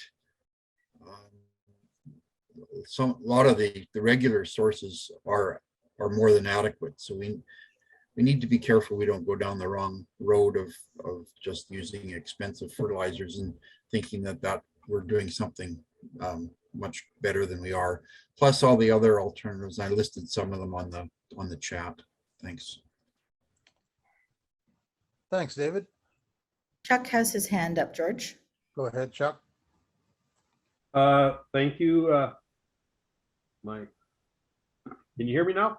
Yeah, I just want to say that there are a number of programs that are starting to come out. Manitoba watershed organizations have some funding from the federal government to help producers reduce emissions and at the same time maintain production. Also, Canadian canola growers are having a project coming out, and I'll talk a little bit about that when I do my update from the commodity side. But I just want to say there are programs out there that are being developed right now that deal with both maintaining or increasing production while at the same time trying to reduce those emissions. So I think it's a timely resolution, and I think there is work being done on it already. Thanks, Chuck. Any further discussion? Yeah, well, one of the reasons we wanted to understand is I was talking to some guys who are doing way more with this fertilizer than I am, and they're saying actually if you use manure, it's a negative on your carbon credits and stuff, which would lean you away from manure, but it's already a product you have and has created the carbon emission already, and they punish you if you use it. And that's why you'd like to understand all this stuff better. George, we have a comment from Jennifer Seward in the chat. Jennifer, did you want to speak to your comment? Sorry, no, not really. I guess the only thing that to tap onto this about variety development and the use of better use of fertilizer nutrients within the plant. Ag Canada announced a couple of weeks ago at the Seeds Canada AGM that they're opening a consultation process this winter, and maybe issues like that could be brought forward to Ag Canada for their goals for breeding programs moving forward. That's all. Thanks, Jennifer. Any further comment?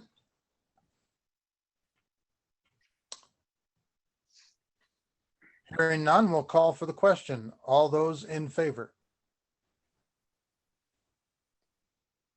Man, I can't. Gonna have to give me a minute.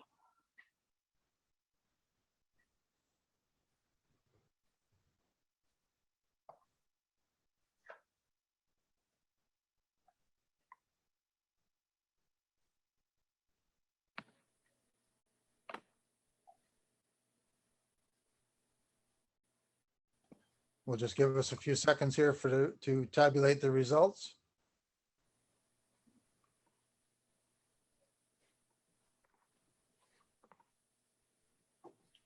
And George, we do have, it says Gail Hamilton, but I'm not sure if that's the correct name. And then Kevin has also his hand up as well. Well, we've already called the question. So discussion is. I put my hand up because I thought that's how we were voting. Oh. How are you voting? I don't see anything on mine here. Yeah, the vote is already closed, Kevin. Okay. It was in a poll. Okay.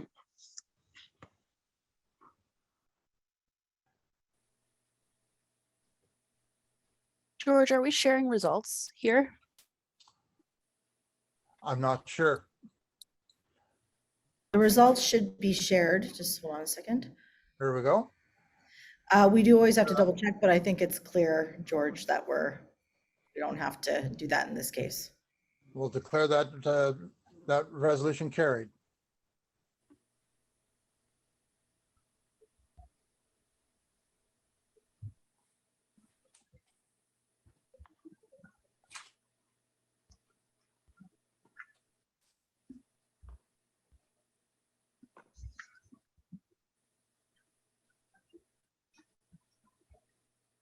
Brenda, could you tell us how many people are at this meeting? Would that be a fair question? Yeah, we have 45 participants, but I haven't, we do that after post meeting. I can't tell right now who is who out of that 45.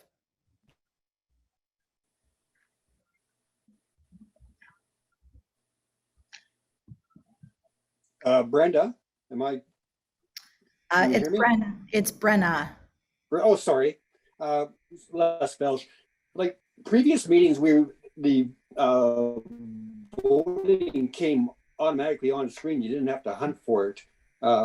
Is there a problem with this, or is it something on mine? Sorry, you just broke up there, Les. What was the question again, please? Oh, when we're voting on resolutions, there used to be a pop-up on the screen. Yeah, and that did occur. I didn't see it. It didn't come on mine. What are you using as your system right now? Are you using like an iPad or a phone or something?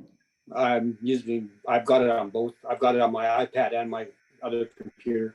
Yeah, it pops up for about 20 seconds less. I didn't see it. I must have missed it. Yeah. Must I have didn't see it blinked. either. Sorry.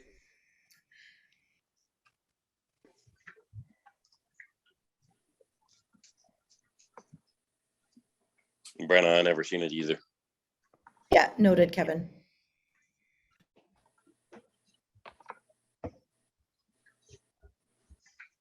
George, you're muted.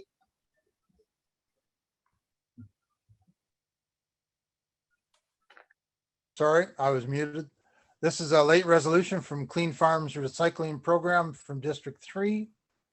Whereas the new system of returning used chemical containers to retailers is not an efficient means of recycling chemical containers. And whereas producers have difficulty using small plastic bags along with peeling off container labels before recycling, now therefore be it resolved, the KAP lobby Clean Farms to review their recycling program and keep all landfill sites open for collection for used chemical containers. Moved by Lucas Minold. Would the mover and seconded by Colin Penner. Would the mover or seconder like to speak to this resolution?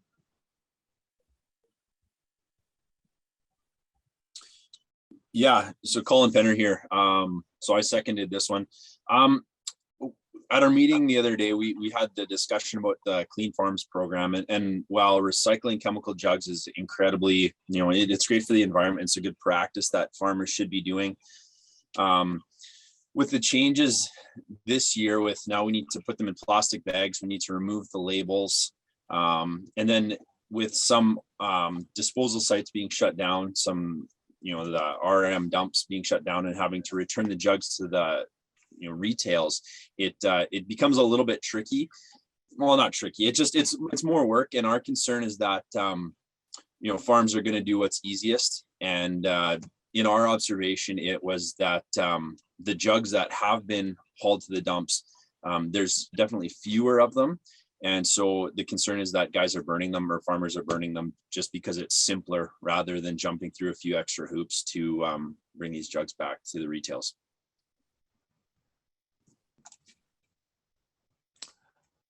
Thanks, Colin. Open the floor for discussion. We have Charles Fossey with his hand up, George, and then Bill Campbell. Go ahead, Chuck. Thank you, George. Well, Colin, I appreciate the intent of this resolution. I do think we need probably a transition period. I actually found that the the retailer return system worked better for myself, at least. I can say that the retailer is actually picking up the empty jugs in the bag when they're dropping off chemicals. It also I found actually the bags to be a lot easier to work with and to recycle these jugs, and how I've been doing it for the last 10 years, taking them to the local landfill site. And so personally, I found that the new system worked very well and was very efficient and timely, but I can understand it may not be that way for everybody. Thanks, Chuck. Bill? Yeah, thank you, Mr. Chairman. I support this resolution in so much as that Clean Farms review their recycling programs. And I understand Chuck's part of transition, and that may take some adjustment, but we've also noticed a cost for our plastic products, and I am referring to grain bags and plastic twine. And I have been charged $4 for 2 balls of twine on every purchase that I make. And there does not seem to be any form of recycling capabilities within the landfills, and that coordination and all of that conversation. So I support the review of their recycling program, because we are being charged for this. And like Colin has stated, that the easiest process may not be the best environmentally. So we need to have this conversation with Clean Farms to ensure that the expenses that agriculture incurs are utilized for the intent of recycling their products. Thanks, Bill. Is there any further discussion? Les Felch has his hand raised. Go ahead, Les. Yeah, thank you. I guess the concern I have with recycling these containers is the requirement of having all the paper off and the lids removed. I know it's a problem at the other end when they're recycling, but some of those labels do not come off easily, and I think we should have the chemical companies find a different type of glue or a different way of attaching some of the labels. Thanks, Les. George Bill McVicar has his hand up. Go ahead, Bill. Yeah, so in talking recently with our local landfill operator, their particular response was that the chemical containers collected on site were likely going to go into the landfill. They weren't going to be recycled whatsoever. And so I think we should probably encourage moving towards the collection from the chemical retailers. Thanks. Thanks, Bill. Any further discussion?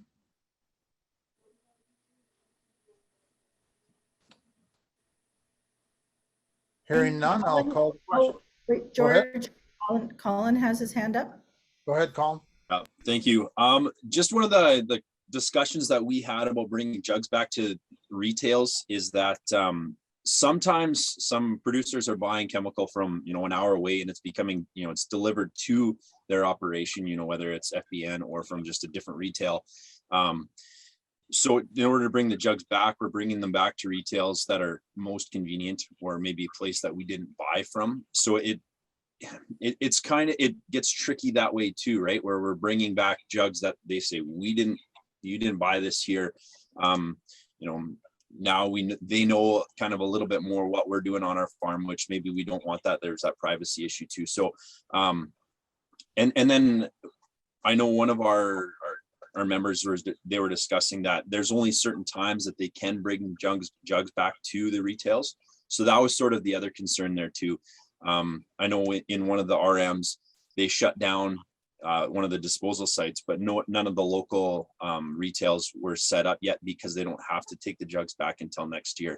So it's just, I think, yeah, it requires a bit of review. And I think that it can't be a solution that fits, a specific farm. It needs to be something that fits multiple farms. George, may I? And I think you're right. There is several companies that sell chemical, but they don't actually have a retail outlet. They just deliver it, and you have to find somewhere to take those jugs. George, may I? Go ahead. This was a late resolution, so there needs to be a motion before it can go to vote, just a mover and seconder. Oh, pardon me. Could I get a motion to accept the late resolution? Chuck Fossey here. I also move to accept late resolutions. Thanks, Chuck. Do we have a seconder? I can second that, David. Thank you, Art. All those opposed?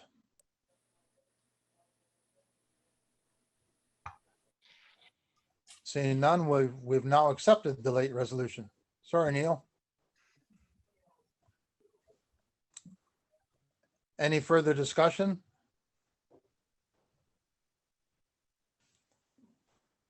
Seeing none, we'll call the question and we'll hope that it pops up on your screen. There, it's on my screen. Is there anyone not seeing the quick poll?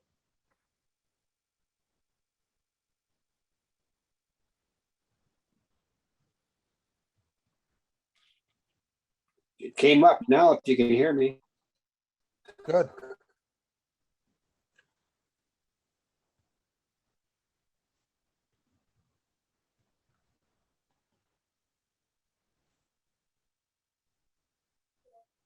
I know Brenna will be interested. I got it now. No, we didn't change anything on our end, so I thought we were it's good being that you're seeing censored. it now. I thought we were being censored. No, we wouldn't do that to you, Les. We couldn't hold you back if we even Oh, some tried. people have in the past. Well, we're not going to do that to you.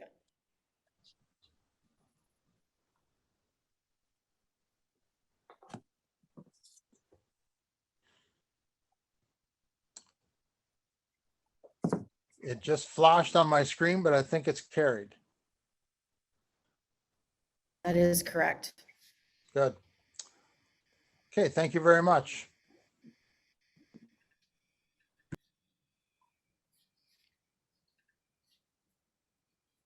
So it goes back to Bill now. Damn mute button again. So sorry about that. So now we will carry on with the next item on our agenda, the cross province update. And so we will quickly go about the districts, and if there's a representative from District 1, just to give an update quickly on conditions in your area.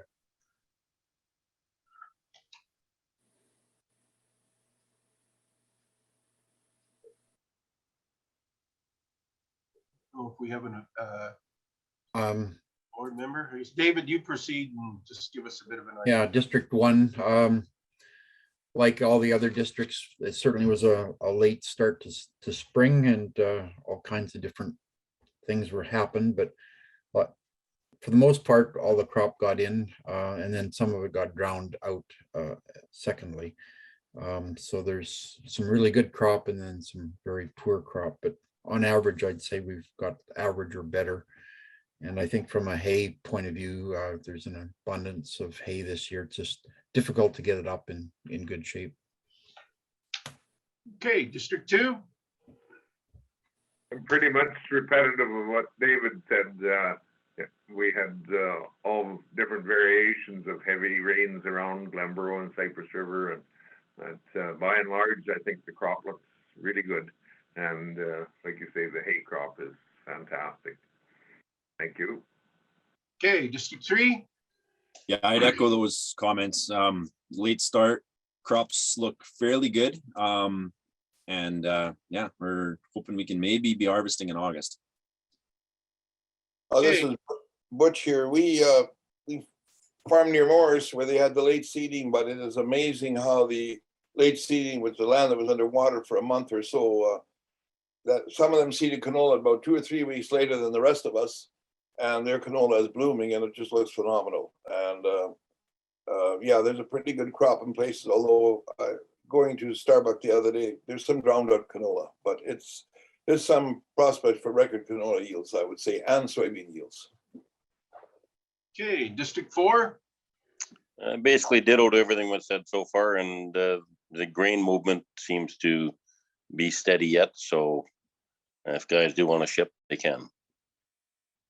Okay, District 5. Yeah, if you can hear me, I would think same as everyone else. Those that got their farm seeded are looking very good, and will be a little bit late, probably start harvest here the first week of September. Okay, District 6. Morning. Yes, like everybody else, late seeding, and due to wet weather and snow was certainly taking its time. A lot of compaction issues, certainly all over the district. But I've been hearing from the hay guys. Yes, wonderful hay crop out there. Just a little hard getting it up and getting it off the field. But yes, harvest I'd say would be first or second week of September. I'm imagining disease pressure is probably going to be fairly high. Also, we had some pretty major spotty but major insect pressure and in spring with flea beetles and then grasshoppers. But sometimes one end of the section just shoot a lot of chewing with grasshoppers. Other end, you couldn't even find one. So and rains as well all over the district. We're getting reported of some areas flooded right out, other areas doing quite well. So I will say kudos to the drainage systems though. I found they were working quite well this spring in our area and not so well in others, but it certainly was a lot of washed out culverts. Anyway, thank you. Okay, District 7, have anybody?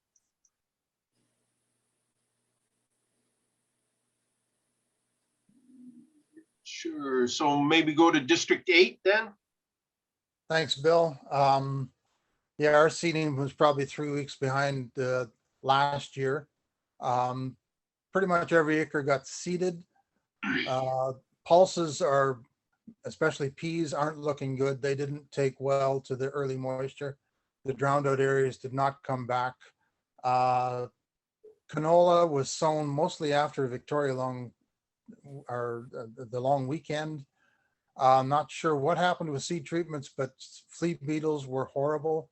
Nearly every acre was sprayed once, sometimes 3 times. It did take an effect on yield. The canola is filling in now and pretty much all in full flower. Cereals look really good, but late. In the north part of our district, close to the park, there's still a lot of cereal crops that haven't headed out. So it's going to push harvest back late in September, possibly even October. Our little district got hit by storms. We actually our little community here made the national news. We got hit with a plow wind on the Father's Day, about 5:30 in the afternoon. It took trees, it damaged houses, it flipped bins, crushed bins. The damage was phenomenal. We were 2 days trying to clear trees. There's a reason why I'm a farmer, not a woodsman. That is nothing but work. A lot of guys found out that they hadn't updated their insurance properly. Some of the buildings that were damaged, well, especially bins, hadn't been added. So that's something we need to be cognizant of. A big hats off to Manitoba Hydro. There was 4,000 people without hydro in this area. I talked to a hydro fella, just met him on the road on Tuesday afternoon. He'd had 4 hours sleep in the last 48 hours. They brought in crews from Brandon and Dauphin, and they got everybody up and running mostly by Wednesday, if not by Thursday. And Thursday, there was another storm, the 23rd of June. It spawned, I think, 3 tornadoes in Yorkton or in Saskatchewan. It followed 16 highway all the way through from Foam Lake to Gladstone, I think. There was pictures from Binscarth, people with hailstones the size of the palm of their hand. If you're in the window roofing or vehicle and repair business, this was a set for life lottery storm because it smashed everything. And rain, probably between 2 and 4 inches of rain between Binsgarth and Russell. There was soil everywhere and crops. So yeah, I'm not sure just how badly it affected District 9. I did send Neil a text in Basswood and told him to keep his head up because it was coming. As for haying, it's been tough. There's not much hay that's been put up that hasn't been rained on. Guys are hoping for a decent second crop of hay, but here we've been just struggling to get 3 or 4 days without rain. But the crop is starting to fill in. It's looking good. I just hope we can avoid fall frost and get it off in decent shape. Thank you. Okay, District 9, is there anyone from 9? I don't think Neil's with us as a board chair, but 10, Paul. Yep. Yeah, good morning, everyone. Nice to see everyone's faces and great meeting. So yeah, in North Interlake, we've experienced probably the roughest year in a dozen years. On average, maybe half the land is not seeded. There is and the crop that has been seeded is in many areas very rough, very late, and anaerobic conditions, causing canola and cereals to wither away. But the south part and and towards Arborg too, there's some very nice looking crops. So we're just we're hoping that we have an open fall and lots of summer fallow going to happen here. But that's farming, and we hopefully, that's great news to hear agri-stability is at 80% from 70. So that's going to be a real boost for some of the hard hit farmers. Good hay crops, but like you guys mentioned, it's tough putting up the hay, and so that's proceeding. And yeah, we're it's quite a dichotomy when 5 miles down the road you got a nice crop, and then you drive for a few miles, nothing seeded. So we're hoping next year will be better. Thanks. Okay, District 11, have anybody? And District 12, I don't think Leonard's on the call either, is he? So anybody from that Swan River area? I'm here. Okay, Leonard. Yep, very good. Okay. Okay, well, I've got 2 areas of reports. The Pla area, they've got a very good season going this year. They got their seeding in well. The moisture is held back in terms of rains. The crops are doing well. The Swan River area, it's really been spotty. It was one heck of a spring for rains every 2 days. There's some unseeded acreage, not that much. The crops are doing fairly well, and some of them really well. The canolas are not doing as well as the cereals, but I think it's coming along. The strange thing is we haven't been getting rain. The hay's been going fairly well in the valley. And in fact, the southern side, the northern areas, there's had more rains. So it's very spotty. It's crazy. There's no specific rhyme or reason to the way the weather patterns work. But from being so really wet, I was the fields really just within 1 week seemed to just turn to dry where the crops could use the rain. It's a strange pattern. Well, there is no pattern. But overall, I think we'll have probably a medium to successful year, providing, as the statement was made earlier, we don't get that August frost, which indications are of the way the weather patterns are, the cool nights and so on. It's hard to say where we're going to go, but that's farming. But it's going to be a year that's going to be probably 70% productive, I would say. Okay, thank you, Leonard. We'll now move to the commodity members, and I don't have a list, but just noting Chuck on the call here, so maybe he could proceed and then others be prepared. Just give me a second here while I pull up my report that I had written last night for you. Just trying to. Okay, you still there? Yep. Okay, just pulling up my quick report here. Yeah, like some people have already said, you know, it was a difficult spring for canola. I had a lot of challenging growing conditions. Everything from you know, excess moisture, flea beetles, poor germination, lack of herbicides for some of the canola growers, slow emergence of canola, and difficulties in getting it established. So Manitoba canola growers, the directors and our office has heard from many of our members that some canola varieties have not been performing as expected, and they were looking to seed companies to address their concerns over why these fields weren't looking all that good or performing as expected. So we've had some discussions with the appropriate seed companies to see what actions they may be looking to take. So far, the seed companies have told us that they are aware of the issues and problems and that they are looking into it, but they have not been able to make any comments about what they may be doing to deal with the problem down the road. So in order to help further discussions, Manitoba Canola Growers has started a survey of its members to collect data on how widespread and how severe the problems were across Manitoba with the canola crop. So if you wish to provide data to us about your issues that you might have noticed in your canola, whether it was poor emergence or a slow you know, establishment, flea beetle problems, please complete the survey that's on the Manitoba Canola Growers website if you haven't already done so. I know we sent out a newsletter last week and quite a few people responded right away. So that tells me that there is a problem out there. In other news, and it ties in with the Fertilizer Canada presentation that we saw today, the Canola Council of Canada has been developing a program with the government of Canada for reducing greenhouse gas emissions from fertilizer under the On-Farm Climate Action Fund.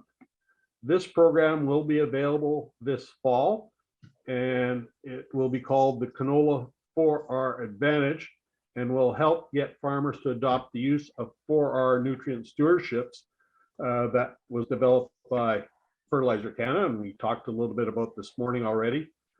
The program will help cover the cost of your soil tests, the use of enhanced efficiency fertilizers, fertilizer application, and field zone mapping. So you will need a qualified certified crop advisor or a professional agronomist to verify your 4R plan, and acres will be limited in each of the prairie provinces, as will the total dollars paid out per farm. The program will start this fall, and I actually think some information will be coming out in the next week to 10 days. And the program will be available for the next 2 years, possibly longer, but right now we have a 2-year agreement. So if anybody out there is interested in, you know, getting more into the 4R program, maybe going up from the basic to the intermediate, or even beyond the intermediate level of the use of the 4R programming, I would suggest you talk to your crop advisors or look for further information as it comes out to see what you can qualify for and how it might help you in dealing with the greenhouse gas emissions as we go forward. So I think that's basically covers my quick report from Manitoba Canola Growers. Thank you, Chuck. And I guess I've received comments with regards to canola issues on seed treatments. And so maybe we can utilize our communications as well to inform producers on the proper processes and steps to ensure that their concerns are brought forward. And there's significant concerns and dollars of damage in some areas with their crops. And so we need to collaborate on this particular part. So the next one I have up is Pam from Crop Alliance. Is she available or? Yeah, I'm here. Sorry, just trying to find my unmute button. Great. Good morning, everyone. Just a few updates from me, and I don't know, I think Eric, one of our MCA directors, is also on the call, so I'm not sure if he'll have anything else that he'd like to add after I'm done speaking. But yeah, we are looking forward to celebrating our two-year anniversary. Manitoba Crop Alliance formed officially on August 1st of 2020, so it'll be 2 years come August 1st. So obviously, I think this coming up Monday. So we are proud to share that, yeah, it's been 2 years and we've accomplished lots, and we look forward to continuing to grow to serve our farmer members. In terms of just some recent meetings that we've had, MCA has participated in recent consultations with Manitoba Agriculture. And of course, this was all leading up to the FPT meetings that were held in Saskatoon last week. A lot of our key messaging was surrounding increased funding for research and innovation work related to crop production and of course variety development.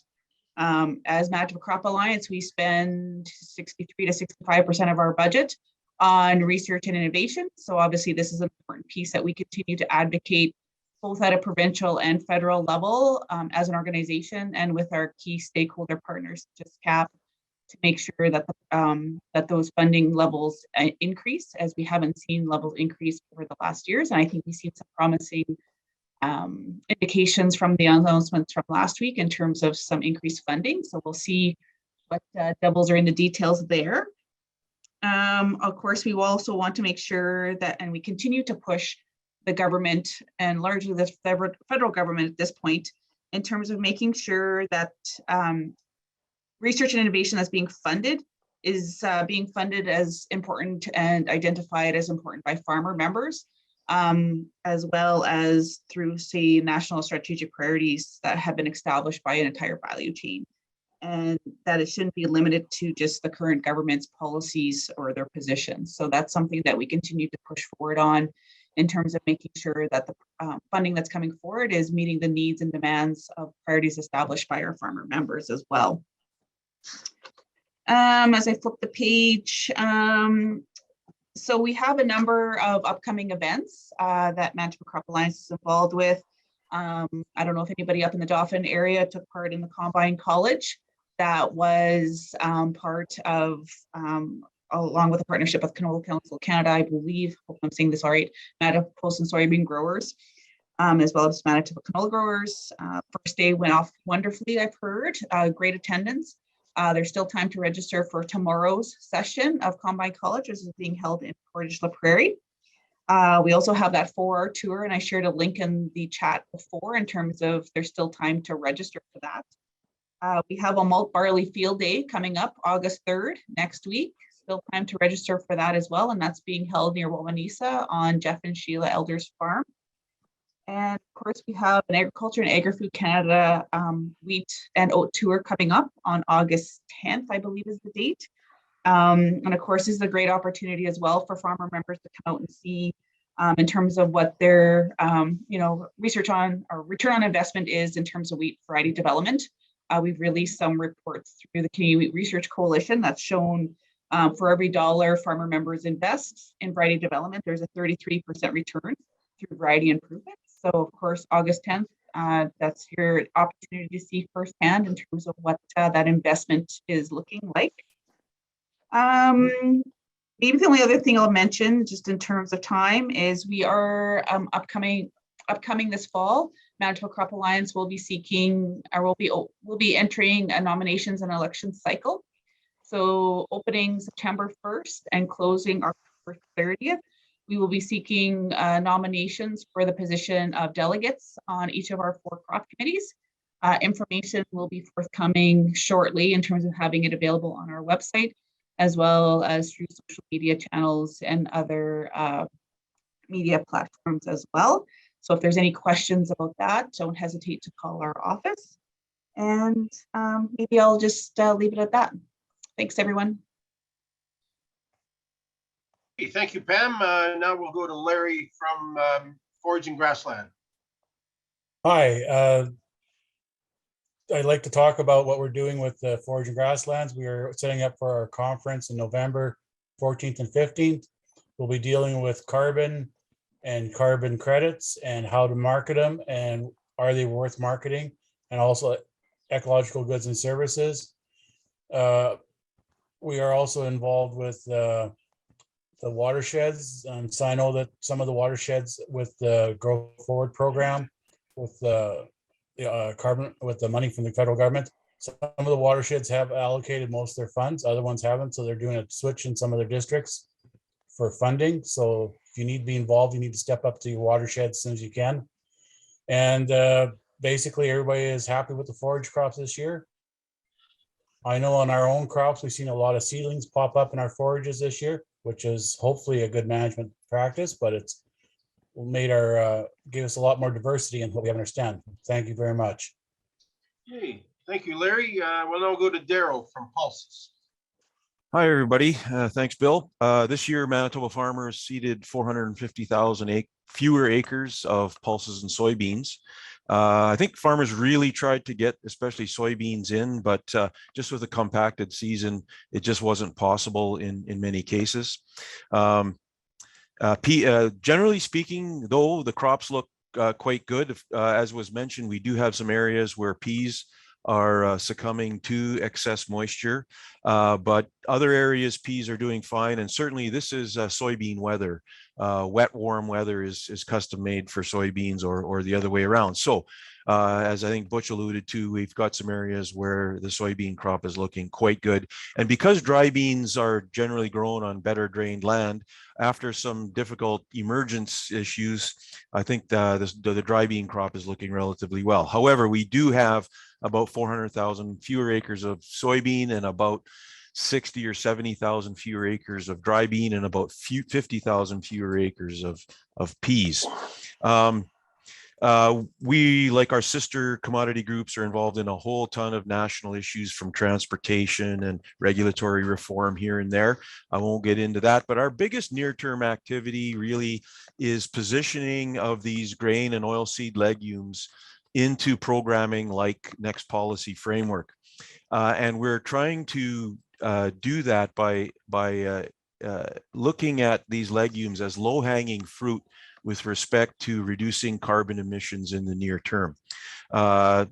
Especially nitrous oxide is as close to zero as you can get when you plant a bean or a legume crop like soybeans or peas. And so what we're suggesting in a province like Manitoba that hasn't embraced legumes to the extent that other provinces have, if we were to achieve a reasonable rotation with a 1 in 4 years having a legume in it, we could really, that'd be about 2.5 million acres. We could really buy some time to make the adjustments in the non-legume crops, that we need to make in order to reduce emissions from fertilizer. Because I think as many people have said, it's unrealistic and very difficult for people to see how we're going to actually accomplish things, even with, I think a relatively well thought out program like 4R. It just isn't. It isn't the effective tool I think that it's often made out to be, and we need multiple fronts of activity.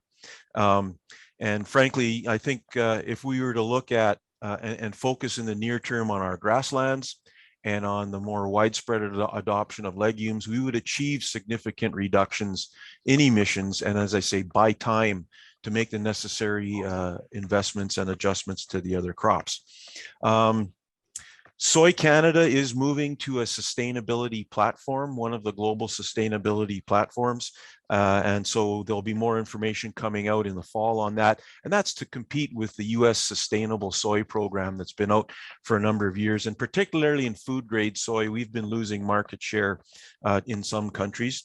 Pulse Canada is leading some of the transportation activities, and the Canada is Ready campaign that's trying to convince the railways to step up their game.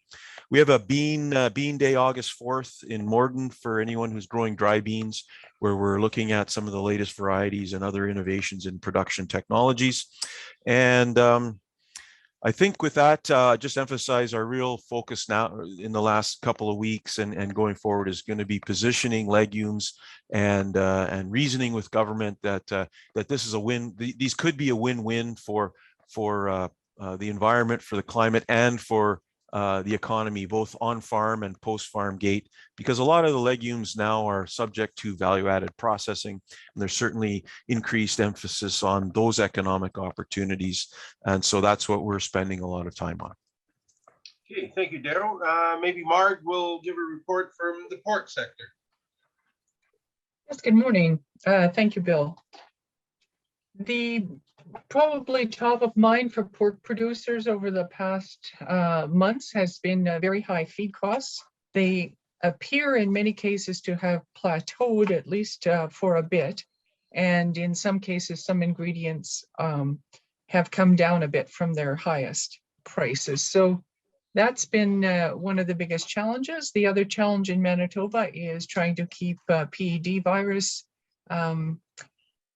under control, and some of these issues are all very connected. The shortage of labor in our sector has not been beneficial to our best biosecurity practices being maintained and enforced, and so that doesn't help our disease situation either. So it's a bit of a circular problem there. But lots of people working on this, so hopefully things will improve.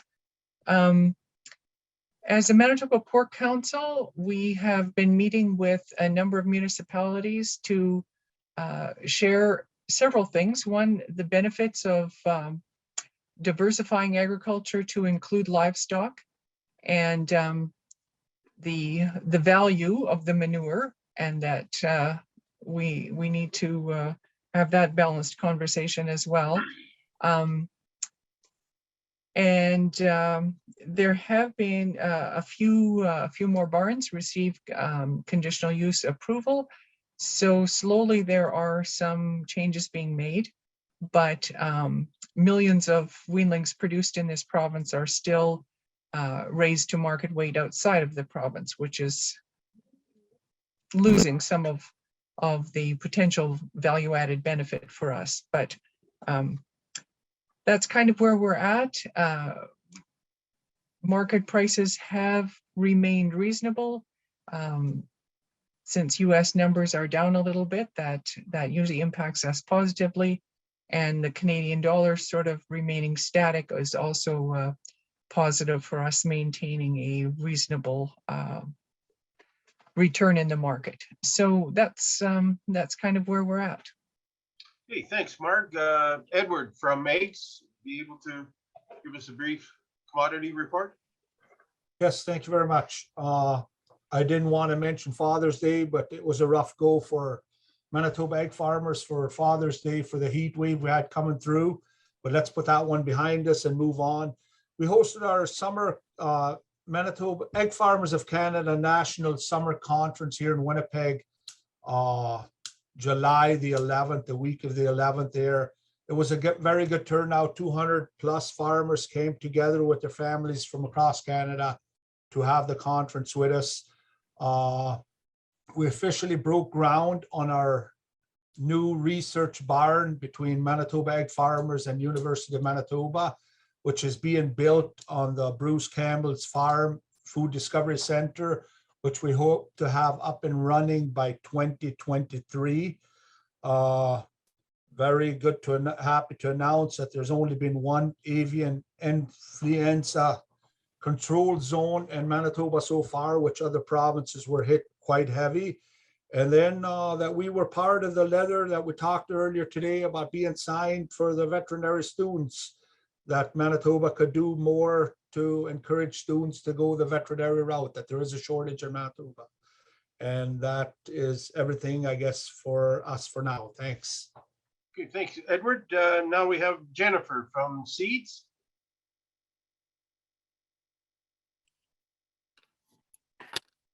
Hi, sorry.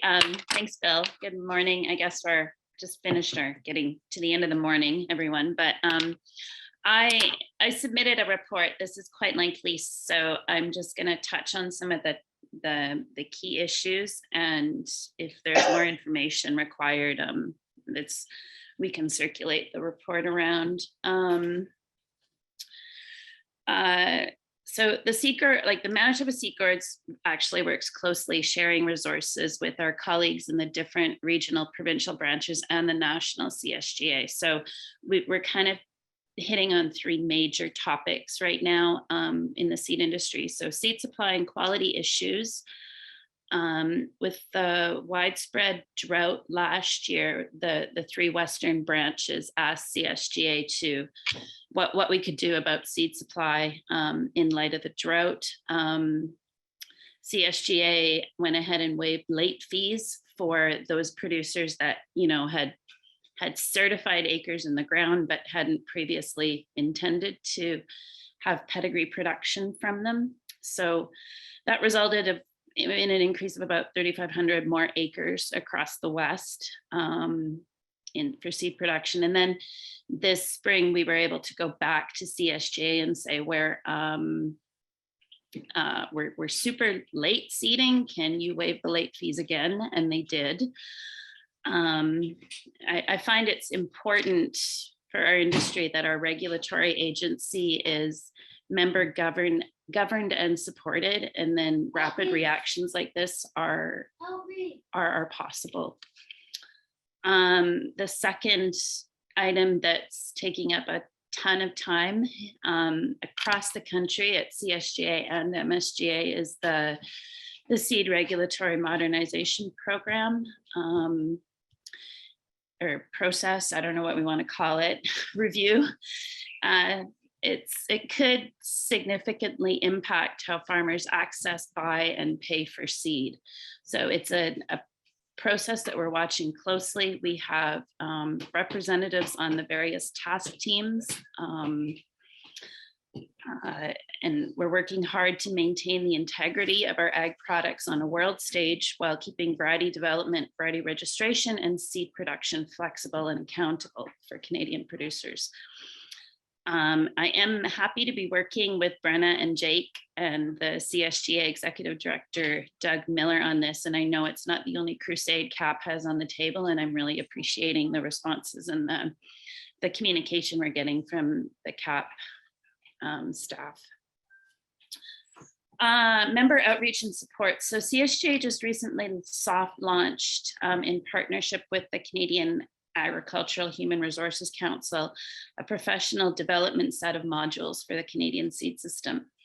It's the first module is free for anyone who is, onboarding new staff on a seed farm or are just interested in what goes on actually in the Canadian seed system. So I have contact details on how to access that if anyone's interested in seeing it. There's a lot of complicated pieces in the seed industry, so it's kind of hard to get your head around. The pedigreed acres in Manitoba for 2022 are anticipated to fall this year because of the difficult spring. Our final figures aren't in yet because some of our deadline grace periods are still in effect. And further to Chuck's mention about the canola issue and vigor issues around some varieties of canola, CSGA at their AGM in July received a resolution regarding some of the seed vigor issues. Seed vigor is not a standard for seed production. And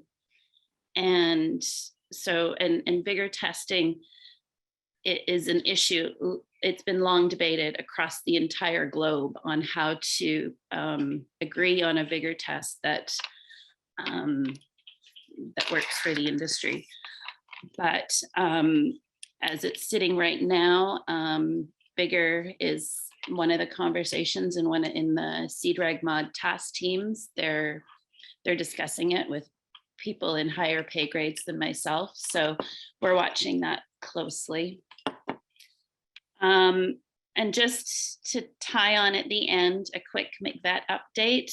There were some seeding errors, but that happens every year. The trials appear to be in good shape and doing well. We're into the second year of annual forage trials, which is just a biomass rating. We don't take them to dry down or to we don't take them to seed production. It's just a biomass test. And they're being run at the 4 diversification centers. So Carberry, Roblin, Melita, and Arberg, as well as a 5th site this year in Carmen. And there is, yeah, that's pretty much all. McVet's in good shape financially this year again. So we're looking forward to another successful set of data to share with Manitoba farmers. Anything else, reach out to me if there's any questions. Thank you, Jennifer. Is there any commodity group that I have missed and that are present here today that want to give a update of their group? Yes, Bill, Keystone Potato Producers Association, if I may. Yes, go ahead. Good morning, everyone. Just like to mention acreage is up to 79,500 acres this year, up about 1,700 acres from last year, and up from 62,000 about 5 years ago. So we have seen growth in the industry. We still do not have enough production to supply the processors here in the province. There were potatoes contracted in Saskatchewan as well as Alberta to try and meet our needs. One of the issues that we have to try and get to the point where we can supply our needs locally is the matter of irrigation. And we are continuing to work to try and find ways of increasing the capacity that we have here in the province.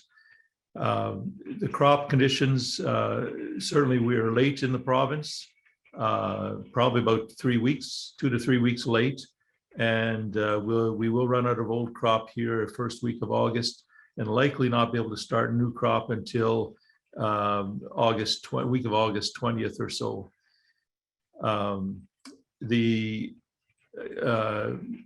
We have seen some severely compromised acres in the processing side of the potato crop. About 5% would be severely compromised with seed rot and drown out. On the fresh side, they are located more in the Winkler area, and that crop appears to be looking pretty good. So I guess overall, the crop at this point is looking good, other than it being late.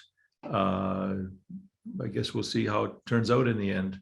Of course, with potatoes, you have that frost kind of deadline that will eliminate the ability to allow more poundage to be put on. I think that's most of my report. We have had some field day coming up. We have had one field day talking about herbicide drift, and I guess that's one thing I guess I should make everyone aware. Potatoes are very susceptible, especially seed potatoes. If they get any glyphosate drift on the crop, the previous seed daughter tubers are compromised so that they will not emerge properly, and that's always a concern for us. Thank you. Okay, thanks, Dan. Is there anyone else that I may have missed on my screen here? Sure, Bill, Paul Gregory. Yeah. Yeah, okay.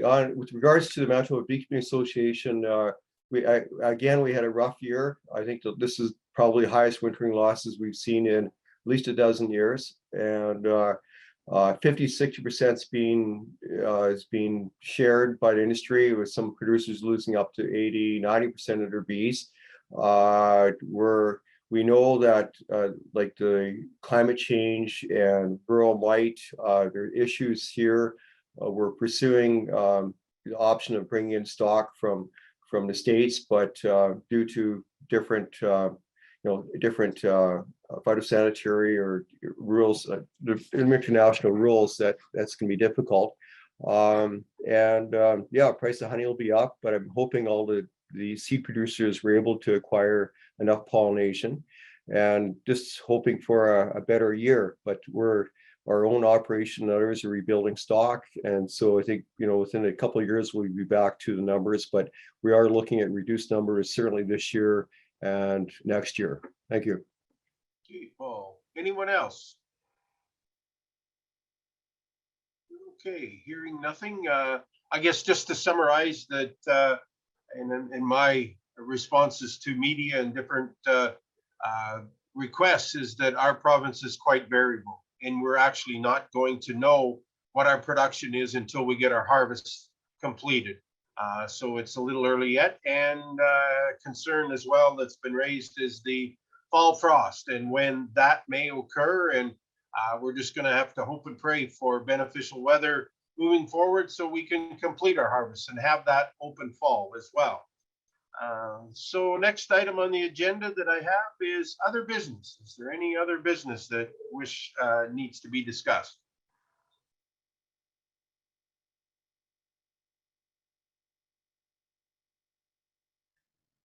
We have no hands, Bill. Okay, well, I just make some final comments, and our meeting today was full of information with regards to a current subject with regards to the 30% reduction of nitrous oxide emissions. And coming back out of Saskatoon, where the FPT meeting was, that it was a very positive meeting with a lot of subjects discussed, but coming from that was this conversation. And so I encourage everyone, if you are concerned or passionate about this subject, to become involved, to get engaged. I believe that there's going to be a significant amount of collaboration, communication, and education by producers, by the industry, and by politicians, and the public at large. This has potential to be very concerning for producers, and we're seeing widespread concerns and opinions on this, but I think we need to be very proactive in our science-based information and how we go to the government and society and provide them with the proper information, which has been part of today's discussion. So as we move forward, I know that our organization, executive and staff, have already been discussing some of these things and will continue to bring forward our concerns from the industry to the politicians and to the public. It has long been noted that farmers and agriculture are extremely concerned about the environment. It is their livelihood. And I would suggest that, and I have previously stated, since the dirty 30s, farmers have done things to protect their land and be good stewards of the land. It's just a matter of having the balance of economic, society, and environmental. And we will bring forward that balanced approach. So if there's no other comments, then I would. Bill, sorry to interrupt. We have two hands up. We have Les Felch, and then we have David Rourke. Okay, Les, go ahead. Yeah, this is, I guess, a policy issue. And I know in the past, we've requested before these meetings are being held that we have information sent to us beforehand so that we can make decisions on some of the issues that are being presented. This did not happen today. I never saw an agenda for this meeting until this morning. The resolutions that were provided, in today's meeting, that was the first time I've seen them. If you need resolutions sooner, the resolutions committee, then put a sooner deadline, an earlier deadline on them, so that the districts get going on them. The meeting, we have very little information coming forward to this meeting to make informed decisions. In response to that, Les, it is a challenge to be able to provide information on resolutions that we are not aware of all the circumstances. And so we need to be able to ensure that the resolutions and information required as endorsed or supported by the membership at large. So it becomes somewhat of a chicken and egg scenario, and that we do not have the resources or the staff to be able to provide all of detailed information that you may require to make that decision. The onus will be upon yourself to inform yourself with regards to current agricultural events. We have a website that is, or a KAP alert that tells and provides a lot of information that KAP is currently dealing with. It comes out every 2 weeks. And so I encourage you to follow up on that part of it. And, Bill, your KAP alert really is only deals with a lot of the information is in-house stuff. There's very little new information on it. Bill, Not if I like can the- also, Bill, if I could add in as well, the agenda went out to the participants who were registered and the delegates last week. And all of the agenda and everything as well was sent out again on Monday. I know some people didn't receive it who weren't fully registered, but please do check your mail. It might have gone to junk mail, but it was provided, and the resolutions, we always send them out the day before the meeting. So we did send out the one that we had received. We also had a request for resolutions that went out to everybody on our list who were delegates, as well as the districts, just over a month ago. So that was mid-June. There were also 3 reminders that were sent out. So a lot of these things might be in your email, but we're always wanting to improve. So definitely appreciate your other comments. I'm not the only one complaining. So just I have complained in the past and things did improve, and now I seem to have lost things. I haven't seen anything. I don't have junk mail. okay, David, you had another subject?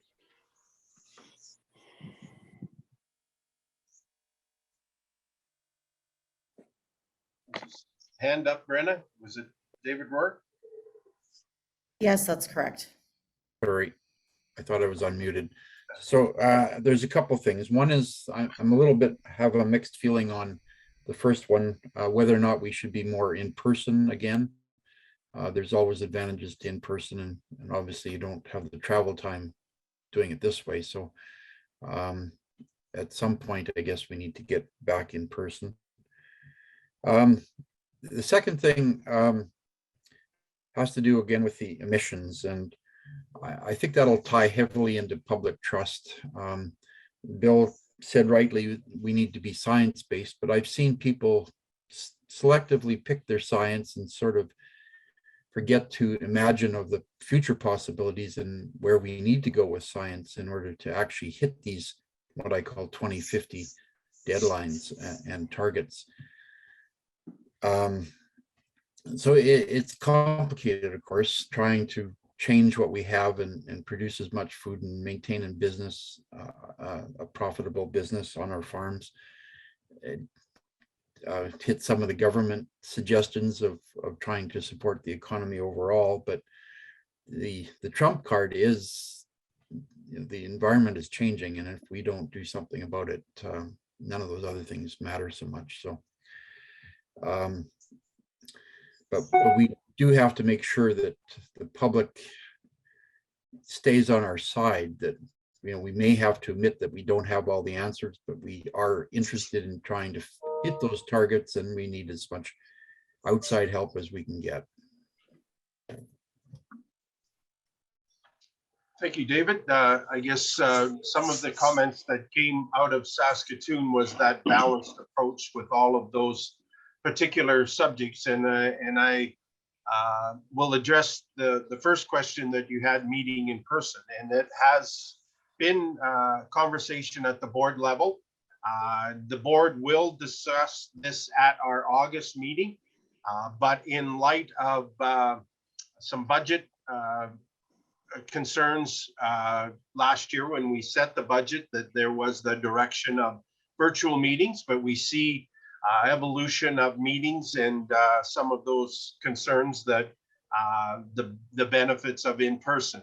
But I think we need to realize the cost and the expense to the association to have in-person meetings.